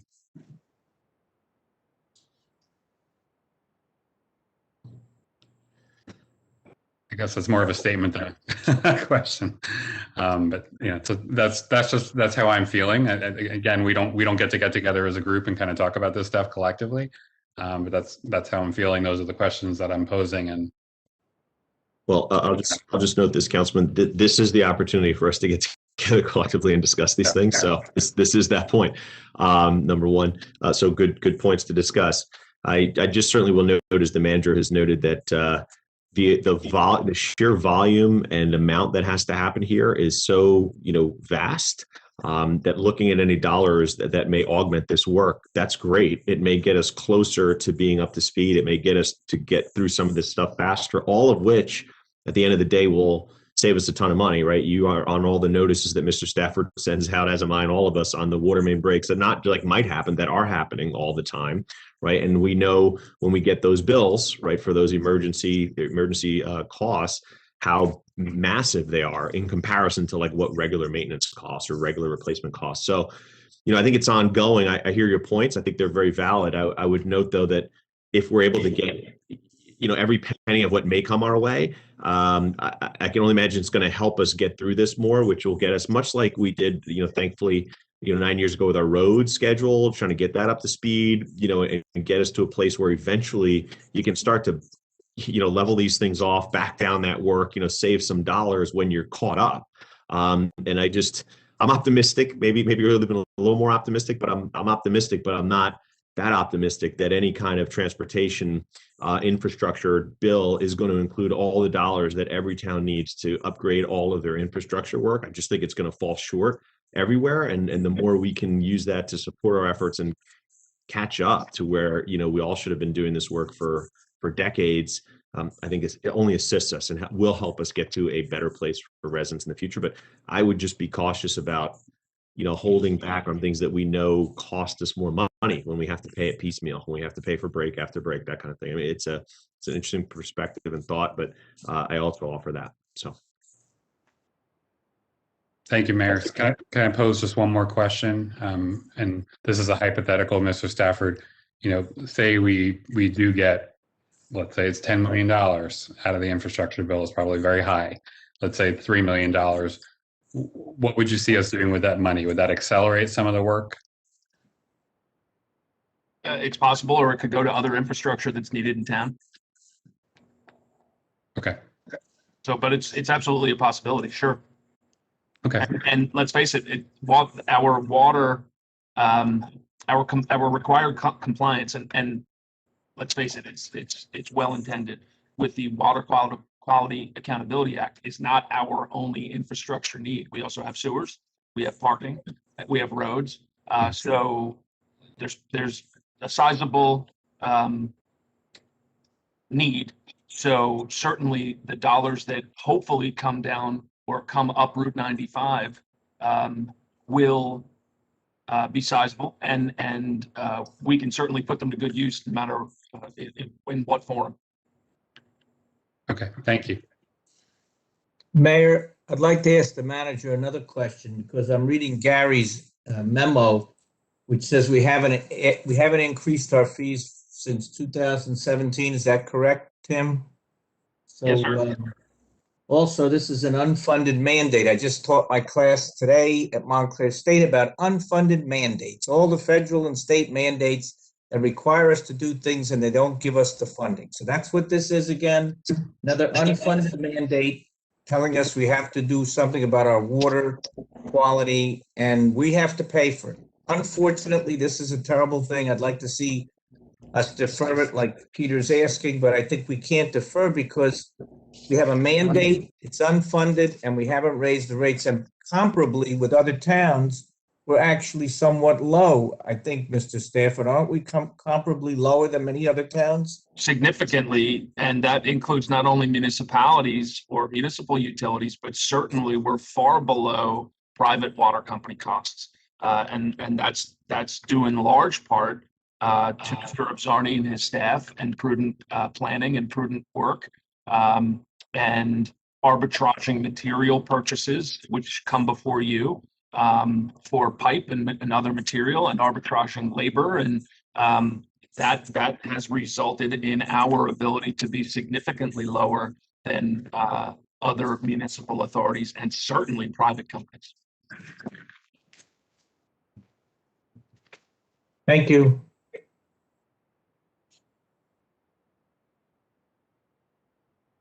All right, Madam Clerk. Counselor Cummings, Yes. Deputy Mayor Hurlock, Yes. Counselor Price Abrams, Yes. Counselor Russo, Yes. Counselor Schlager, Yes. Counselor Yacovelis, Yes. Mayor Spiller. Yes. Madam Clerk. Yes, Mayor, thank you. Item G is Ordinance O-21-11. It is an ordinance amending Montclair Code Chapter 234, Section 4, Parks and Playgrounds, Hours of Use. Thank you, Madam Clerk, and I so move. Second. It's been moved and seconded. Councilman Schlager and certainly everyone involved. I want to thank you for your continued work on this. I think public is actually getting a very clear look at the challenges we face. Right, last council meeting, we had a number of people call in saying how wonderful the park is. They love the use and want to use more. And today we're hearing from a few that would like it restricted a little more. That's the balance we're all trying to do. And Councilman, I know you're very effectively navigating that space to see what we can do to kind of get this right. So we all appreciate your efforts there, and to everyone involved, of course. So thank you for that. Any council comments? Yes, Mayor. The copy I'm looking at, which came in our packet, says 8 a.m. still, and I think Councilwoman Schlager requested a change to 9 a.m. Correct. Monday. That's an inadvertent omission, because it was changed to 9 o'clock. So I apologize that was not distributed. We changed it, and it should have been disseminated to you. So I apologize. Okay. No problem. Just wanted to make sure we were passing the right one. Exactly. To the councilman's point, we'll all officially note that it is the 9 o'clock time, not the 8. Right. So depending on which one you guys are looking at, it's the 9 o'clock one. Thank you. Any other questions or comments? Seeing none, Madam Clerk. Counselor Cummings, Yes. Deputy Mayor Hurlock, Yes. Counselor Price Abrams, Yes. Counselor Russo, Yes. Counselor Schlager, Yes. Counselor Yacovelis, Yes. Mayor Spiller. Yes. Before moving to our resolutions, I'll just take a quick moment. Although I see in here, and Mr. Stafford and others have pointed out, there's nobody in the queue to speak to it. We should officially open the ordinances A, B, and C for public comment. We know there's no one to comment here on it, but we will officially do that as well, just to dot the I's, cross the T's. So for Ordinance O-21-04, I'll now open it for public comment. Is there anyone who wishes to comment on the issue? Seeing no one in the queue for public comment, I consider public comment closed. For Ordinance O-21-06, is there anyone in the public who wishes to comment on this ordinance? And again, seeing no one in the queue for public comment, I consider that public comment closed. And for Ordinance O-21-07, I'll open it for public comment. Seeing no one in the comments, the attendees section for comment, I'll consider that closed. And thank you, everyone, for us going through that formal piece there. Appreciate that. Next, we have resolutions, items 1 through 10 on the consent agenda as have been previewed. And as such, I shall move in block, and so moved. Second. It's been moved and seconded. Madam Clerk, if you'll call off roll on that. Yes, sir. Counselor Cummings, Yes.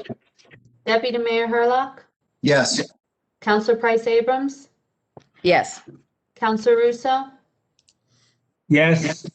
Counselor Schlager, I have a short question on item number 2.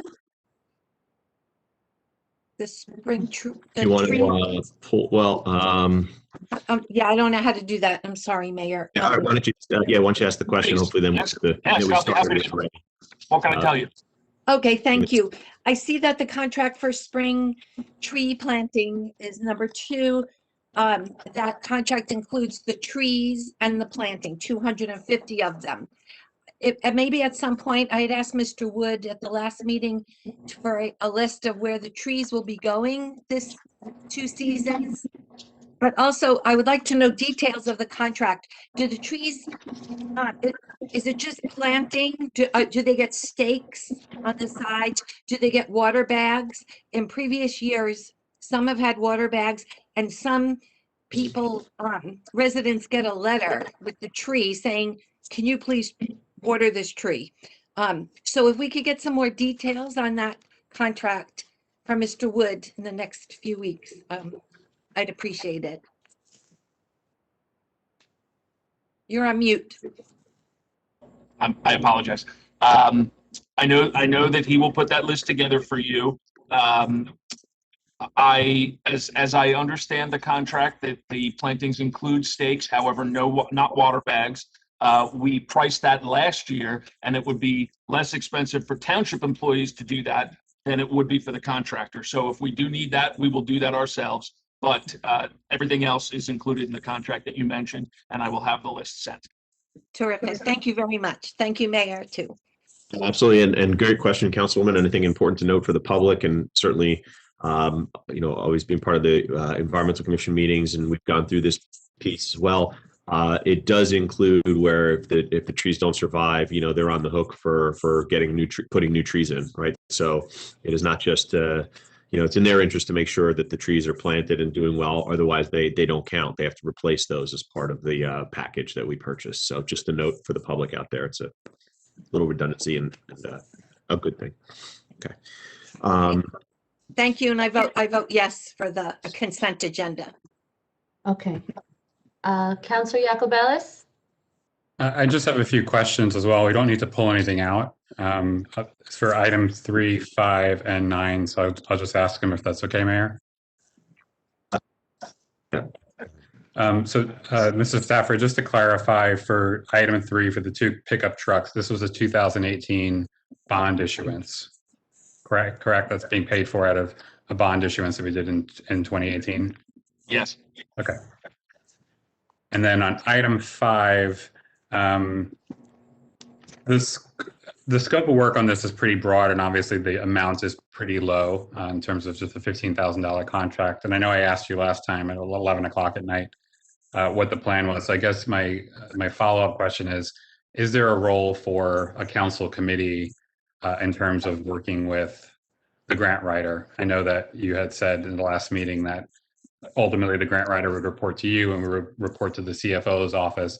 I'm wondering if there's a role for the Economic Development Committee, considering the work that Mayor Spiller and Councilor Schlager had done in terms of sourcing this vendor in the first place. If there's a role for the Economic Development Committee to make recommendations for certain grants to explore, or at least certain areas where we'd like to see grants explored.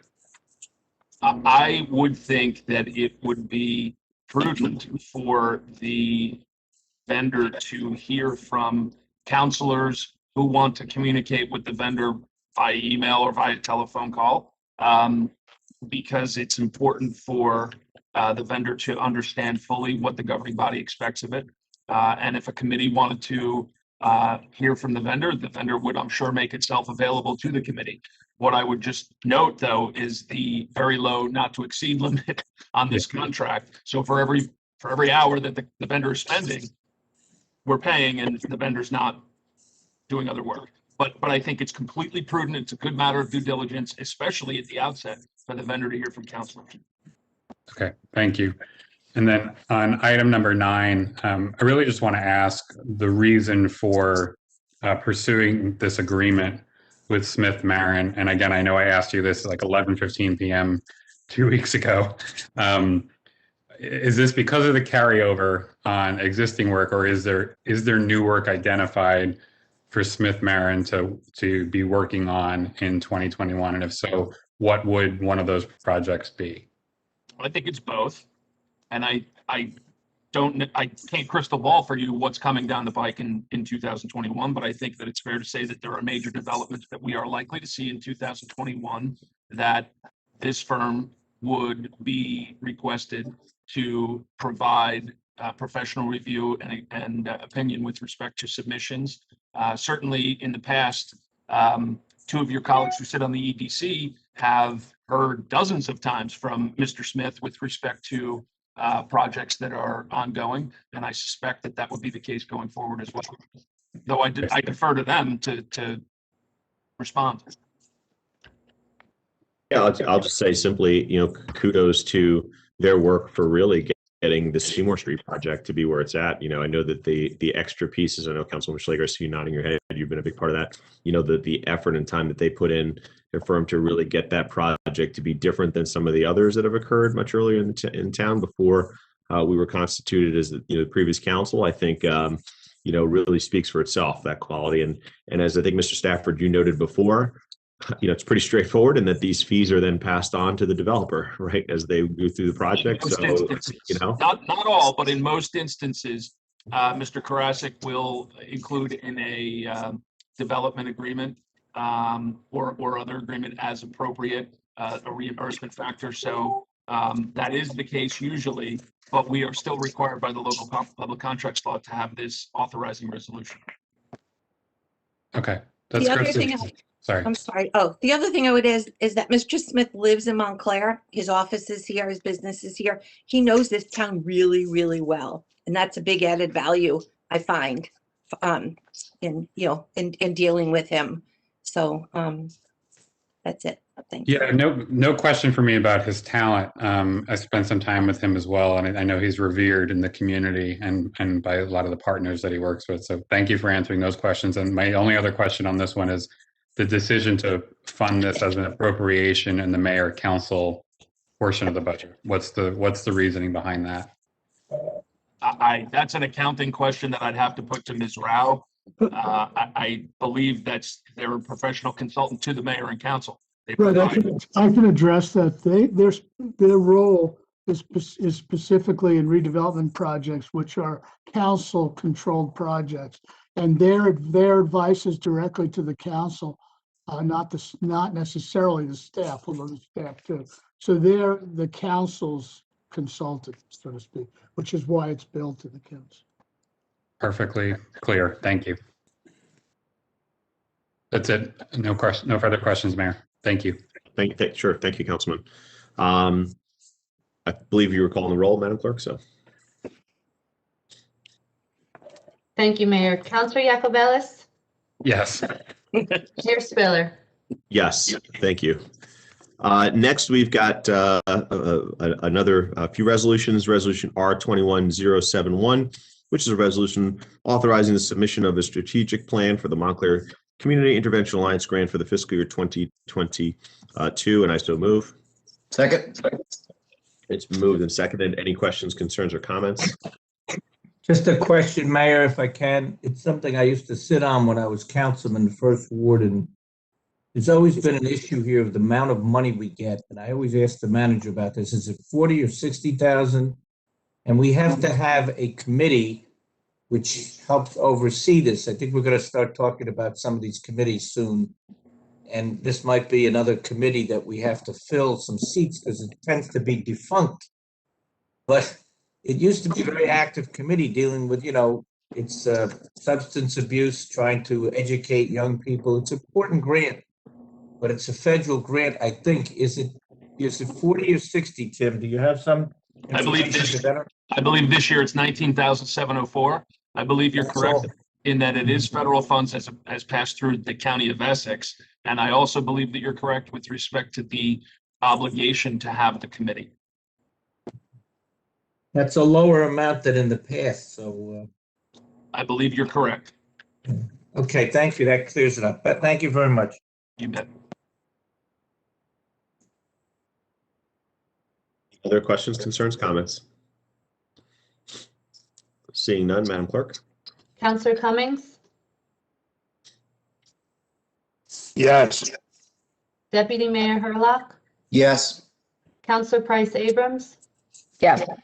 Counselor Russo, Yes. Counselor Schlager, Yes. Counselor Yacobelis, Yes.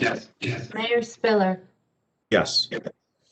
Thank you. Next is Resolution R21-072. It's a resolution declaring an emergency and directing that Ordinance O-21-06 take effect immediately, and I so move. Second. It's been moved and seconded. Any questions, concerns, or comments? All in favor, please say aye. Sorry, Mayor, you're going to need a roll call on this because it requires 4 affirmative votes. For the emergency. Okay. All right, Madam Clerk, roll call. I'm sorry, Mayor, if I can. Oh, Councilwoman. Question. Pardon me, I'm sorry. So I guess to the extent that the people who are affected would have had notice, did they get any notice that's outside of what came by way of the council agenda? I'm just curious, for the people who are impacted, what kind of notice did they receive? Beyond the publishing of the agenda, no. Madam Clerk, I see you trying to raise your hand about something. Is that? Yes, is that this is Ordinance O-21-06. It was on for second reading tonight, so the notice was published in the paper on the 13th of April. There was a notice published in the paper, and the ordinance has been made available on the township website on our pending ordinance page. Okay, and have any of my colleagues received any concerns from residents who will be affected? I'm sorry, is it in the 4th ward or this? Lori, the only request has been the concern about speeding and lack of, and the danger of parking cars on both sides. Okay, great. Thank you. And as I've noted before, Councilwoman, certainly when it's just a hey, we like kind of situation, there's a specific process where you've got to get signatures on the street. It's got to be a certain percentage, whole piece. But once the police are involved, and as the councilman had gone through that process, and once the police are involved, if in that process the police go, wait a minute, this forget, all stop, this is a safety concern, it jumps to a different track, and that track is what got us to this point. They deemed it a safety concern, and then all of a sudden it comes here for a quicker assessment, if you will. So just pointing that out as well. Appreciate that. Thank you. Right, and Madam Clerk, to be clear, this resolution requires 5 affirmative votes. Thank you. To be. Thank you. Any other questions, concerns, or comments? Seeing none, Madam Clerk. Counselor Cummings, Yes. Deputy Mayor Hurlock, Yes. Counselor Price Abrams, Yes. Counselor Russo, Yes. Counselor Schlager, Yes. Counselor Yacobelis, Yes. Mayor Spiller. Yes. Very similar. Resolution R21-073 is a resolution declaring an emergency and directing that Ordinance O-21-07 take effective immediately, and I so move. Second. It's been moved and seconded. Any questions, concerns, or comments on this one? Seeing none, Madam Clerk. Counselor Cummings, Yes. Deputy Mayor Hurlock, Yes. Counselor Price Abrams, Yes. Counselor Russo, Yes. Counselor Schlager, Yes. Counselor Yacobelis, Yes. Mayor Spiller. Yes. Thank you. Councilwoman Schlager, would you please? Yes. Thank you, Mayor. Whereas invoices against the Township of Montclair in favor of the following persons for the amounts set opposite the respective names have been received, duly audited, and found correct. Now therefore be it resolved by the Council of the Township of Montclair and the County of Essex that said invoices be and they are hereby ordered paid, and that checks be drawn by the Finance Department to the order of such persons for the amounts respectively, and hereinafter stated on the schedule attached hereto and made a part hereof. This bill list is dated April 20th, 2021 for the amount of $18,415,020.41, and I so move. Second. It's been moved and seconded. Any questions, concerns, or comments? Just 2 quick questions, Mayor. Councilman? Mr. Stafford, page 4, the Big Belly Solar, is that acquisition of new units, or is that maintenance contract?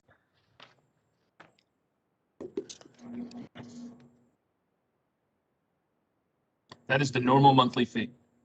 Thank you. And page 7 for Easy Ride for the 5th-year ride operations for the senior bus. Could you just what's going on with the senior bus right now? We are not running a senior bus because of the pandemic conditions. We are, through Easy Ride, providing rides to those who need them via Lyft.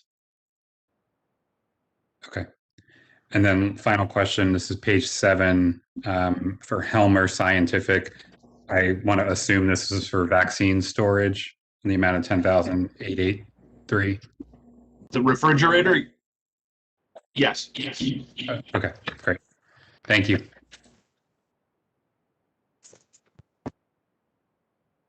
Okay. Any other questions, concerns, comments? Okay, Madam Clerk. Counselor Cummings, Yes. Deputy Mayor Hurlock, Yes. Counselor Price Abrams, Yes. Counselor Russo, Yes. Counselor Schlager, Yes. Counselor Yacobelis, Yes. Mayor Spiller. Yes. Thank you very much. That concludes that portion of our agenda tonight. We will have an executive session. So Resolution R-21-075 is a resolution authorizing executive session without the public being permitted to attend in accordance with N.J.S.A 10:4-12B, and the topic would be personnel, and I so move. Second? Moved and seconded. All in favor, please say aye. Aye. Opposed? All right. Thank you very much. We are in executive session, and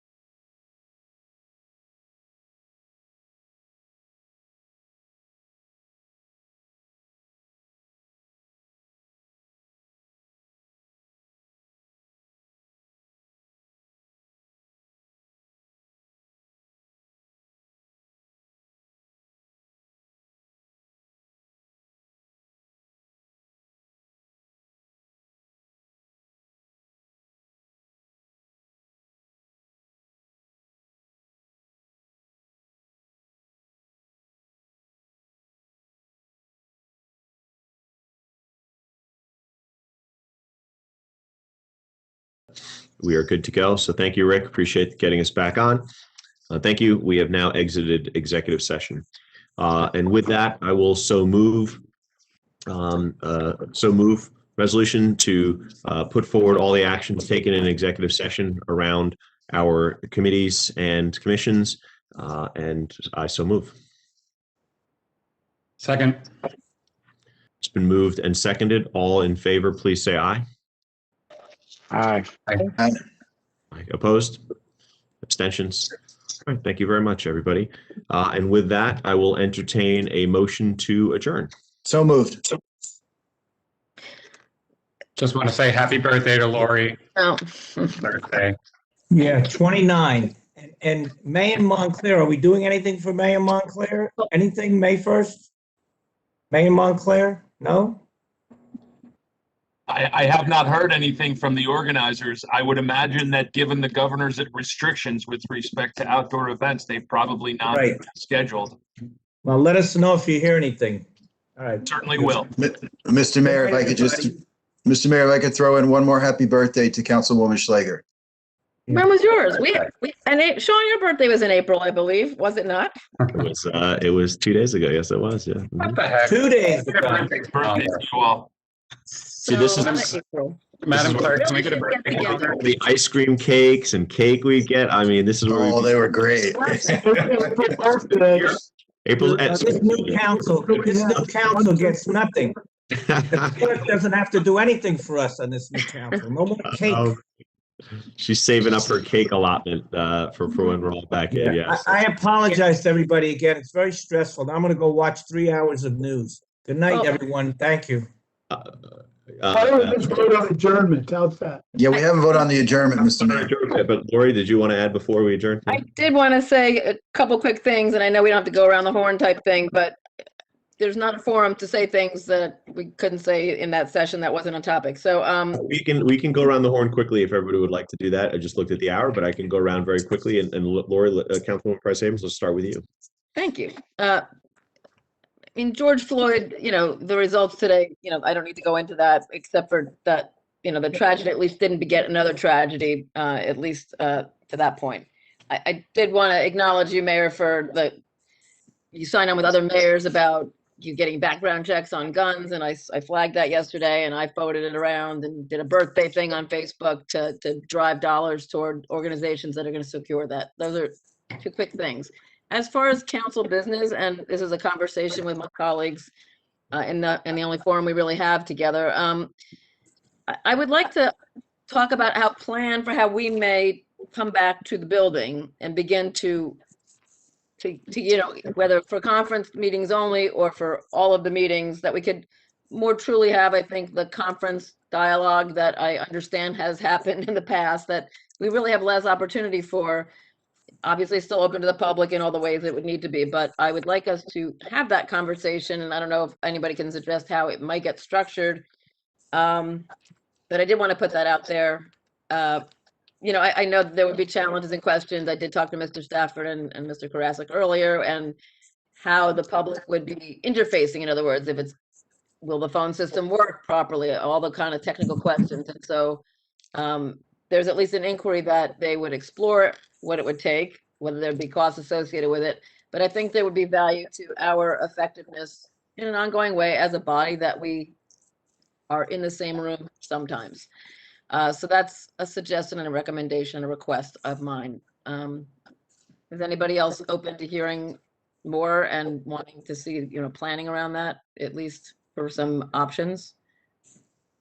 If not least for cake, but yes. Yeah. But yes. Just made the case for the month of April. So if that can move forward, at least by way of, assessment, and then we can look at what that would take to, again, involve the public as we need to. My second point, I just want to say, as a representative of the bid, I mean, it's a nonprofit entity. Councilor Cummings and I serve by virtue of our wards. They're completing very soon a strategic planning process. I know many of you are also engaged in different ways with the bid at times, but one of the big upshots has to do with ongoing and forming better working partnerships, I'd say, with the town. And so I welcome that. I think they do a lot of good. The town obviously does a lot of good. And I think part of it's in the space of communication, how we could be better allies in advancing some of the same goals. So I'm not sitting on either economic development where those things might be discussed, nor am I sitting on, that other meeting that takes place about the business districts. But as a representative of the bid, I just wanted to put out there that I hope to be a constructive voice in a conversation with representative of the bid and other representatives of the town, that we can figure out how we can, whether it's developing an agreement that's been in discussion, to really clearly lay out where the divisions of responsibility may lie, and how do we, again, form the best synergies and the best, don't duplicate efforts either. So those are the things I wanted to mention, and thank you, everybody. Be well. All right, great. Councilman Cummings? Thank you, Mayor. Just remind everybody, this weekend is Peter Yacobella's cleanup weekend. He will be at every park, bringing the bags and making sure that everyone is able to dump the garbage that we get. And Peter has volunteered to take all of the garbage away at 12:30 on Saturday. But seriously, Saturday at Nishawane, around 11:30, we're going to plant a tree for Jordan Tassy. Pleased to say that had a good conversation with the town arborist, who picked out a location which ironically is in between the Martin Luther King statue of Memorial and the fire station. And I say that because as a child growing up, one of the things Jordan often did was travel to the fire station and talk to all the firemen. So I think the location, and the arborist picked it on his own, but we will be planting a dogwood tree time probably around 11:30. And Commissioner Brendan Gill will be there to read a proclamation from the county. Norma, the mother, is very excited. She said she would like a dogwood tree. So that's going to be a pretty good time. And I think something that'll be another way to honor Jordan as we can, as we all still somewhat feel the pain of his loss. And that's the big news for me. And I think we'll have everyone is invited to get there, but I know we all will be hopefully at different parks. But if you can, 11:30 is when we like to try to do that the tree planting of the dogwood tree. David, will you bring our proclamation to that as well that we just had tonight? I'm getting once our proclamation is framed, I'm going to give it to. Oh, good. To Norma. To Norma. Yes. Good. That'll be very nice, David. Good. And I'll be passing out the bags on Sunday, by the way. Let's go to Councilwoman Schlager. Oh, I don't really have anything to say. No, I'm good.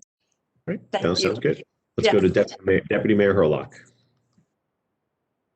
Thank you, Mr. Mayor. I appreciate that. Given the lateness in the hour, I'm going to be very short. This is the first I'm hearing about a proposal to come back live. I just caution us, having attended the League of Municipalities seminar on this, the virtual seminar in November. There's a lot of trapdoors here. And my understanding is if we are present at Town Hall, and Mr. Karasik could look into this a little bit further, then we have to make sure that the public has access to that as well. And we'll also have to be given that opportunity. So there's a lot of trapdoors on that one. This is the first time I'm hearing it at 11:15 on Tuesday night. So would like to hear a lot more about that before we make any proposals. And we'll continue to be on the conversations with the various business leaders, Mr. Mayor and Mr. Yacobelis, as we have been since the pandemic started. And we'll move forward on that. And that's all I have. Thank you, Mr. Mayor. Thank you, sir. Appreciate that. Let's go to Councilman Russo. Yes, Mr. Mayor. I just want to make it clear again. I did read the proclamation we just did tonight. I read it on Saturday prior to it being passed. But after I did that at Crane Park and met with all the folks that were there and spoke about our environmental leadership role, mentioned Ray Russell and things that we did years ago with solar energy and whatever. Then I ran down to a statewide event, which was a statewide event held in Belleville for the New Jersey Chinese American Association with a lot of residents from around the state, including a councilman, Bill Wu, W-O-O, from Englewood Cliffs, who chairs the group, but he chaired the event, which was held at a church in Belleville and at a cemetery, which contains the remains from 150 years ago with a nice plaque, I think I may have sent to all of you, commemorating the Chinese immigrants who had come to this area, many settling in Belleville and, you know, being treated well in Belleville. And we're going through a lot of immigrant issues today, and we're going with a lot of Asian American Pacific Islander issues today. So I found myself speaking about Montclair's commitment to this issue, and that's why I'm so passionate about putting people of the Asian American Pacific Islander background on some boards. I think when we do that discussion, we should include some. There were 6 people attending the Civil Rights Commission meeting the other night that I attended, and then Lori got on, and they were definitely interested in being more active. So I'm bringing that message to all of you. And I'd like to say, you know, if there's anything we can do, the key thing that we can do, the key thing that is being appealed to by everybody from the Floyd family and the really great Attorney General in Minnesota, who I listened to at length today, twice. I listened with my students to Keith Ellis, who was a great congressman, and he's a great Attorney General. The key thing he said again is, you know, it's great to have a verdict that's fair. It's great to not have everybody disappointed and you know, in conflict, but the key thing is to pass the George Floyd Policing Reform Act, and that's going to be very difficult to do in the Congress that we have. I also want to say something because I was going to jump in when the mayor was being attacked. And this is important for me to say because the caller who said what he said seemed to have a bias against unions or against teachers' unions. And I'm a member and a leader of AFT's teachers' unions on the college level.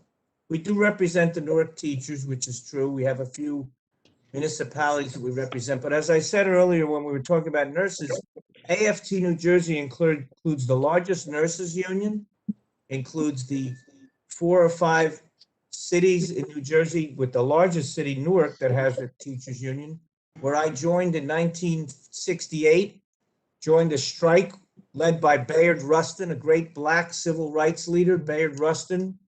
We all went to jail. We spent 15 days each in jail, and our leader, an African-American woman, Carol Graves, spent 6 months in jail. All we did was try to get our salaries raised from $6,500 to $9,000. There's nothing wrong with teachers organizing into unions. There's nothing wrong with unions advocating for their members and teachers. Nothing wrong with people trying to organize a union in Amazon. So I just like to, in a general way, respond. I'm not trying to criticize anybody. I'm not trying to criticize any political party, but I've been through this before. Attacks upon unions, union workers, unions throughout our country, attacks on unions being organized, attacks on teachers, teachers unions, whether it's AFT, which is our college level that I lead at Montclair State, or teachers unions like our N.J.S.A. I'm a proud member of AFT all my life, 52 years, since 1968, it's 53 years. And I'm proud that I went to jail for a teacher's strike then to simply get a better classroom condition. I had a blackboard I couldn't write on for 4 years. It was an inoperable, unwritable blackboard. I bought my own blackboard and put it in the classroom. And I was being paid $5,200 a year the first year I taught in Newark in fourth grade in Roseville Avenue School. So I take real seriously when somebody comes on and starts attacking us for being teachers union leaders, okay? I'm not getting into all the legalities and the conflicts that people have said. I'm just talking about teachers unions, and teachers union leaders are not bad people, and they're not people working against children or against families and parents or public schools being open. We want them open. We want them safe. I want all schools open as soon as possible. And I think that what we're trying to do is make sure teachers are safe and that the children are safe and that the buildings are not unlivable because the buildings I taught in Newark, you had to put books to keep the windows open to get air, okay? So we want our windows to be operable. Listen, guys, people who call in, fine, thank you. I've been doing this 21 years. I can take any criticism, but I don't like when people criticize teachers and teachers' unions. So that's all I had to say tonight, Mayor. I'm sorry about that. I just had to get that off my chest. Let's work for the George Floyd Policing Reform Act if we really want to see this verdict mean anything. Thank you. Thank you, sir. Thank you for all your comments in many areas. Thank you. Let's move to Councilman Jacobellis. Thanks, Mayor, for the redo. So happy birthday to you. Happy birthday to Councilwoman Schlager, and happy birthday to Councilwoman Price Abrams. And most importantly, happy birthday to my fiance, Ben, which is today. Thanks. Happy birthday to all as well. Let me go around the horn on the staff side. Township Manager. Yeah, the whole muted thing. Yeah. And that concludes my remarks. Thank you. I was actually saying while I was muted, other than to wish everyone a happy birthday, I have nothing further, particularly given the hour. Thank you. Thank you, sir. Deputy Manager. Such was saying happy birthday. Today is my grandmother's birthday. It would have been her 114th. So happy birthday, Grandma. Wow. Other than that, no reports there. Thank you, sir. Township Attorney. I forgot what I was going to say. So good night. We could debate if that's just normal occurrence for you, Mr. Chairman, or if it's late after, but I'll leave it at that. Madam Clerk. No report for me, Mayor. Thank you. All right, thank you there. I'll just simply say, thank you to all my colleagues for the work that we're all doing here. It's definitely challenging times. I think when, the Councilman Russo and others have noted, some of the late hours that are put in, some of the stresses that are involved. We've all seen the New York Times article on some of this. These are stressful times, yet all of you are here. We're all part of this work to try and make sure we can shepherd our community through this. There is always going to be frustration. The people out there, they're under the same stress as we are. We get it. But I think, certainly to Councilman Russo's point, understanding that we're trying to be in this together positively to make sure as a community we can come through this. That's the nature of what community is all about. And I think that's what I think all of you embody. And I know that we try to lead with. So thank you for all those efforts. Thank you to everybody involved in our town and engaging in a constructive manner. And certainly we look forward to, doing that work to make sure we come through this as one community and make sure we support each other in that work. So thank you very much, everybody. And with that, I believe we've got a motion on the table to adjourn. So on that motion, now. seconded, all in favor, please say aye. Aye. All opposed. Thank you very much. We are adjourned, everyone. Have a great night. Have a good night. Good everyone. night. Night. Adjourned, everyone. Have a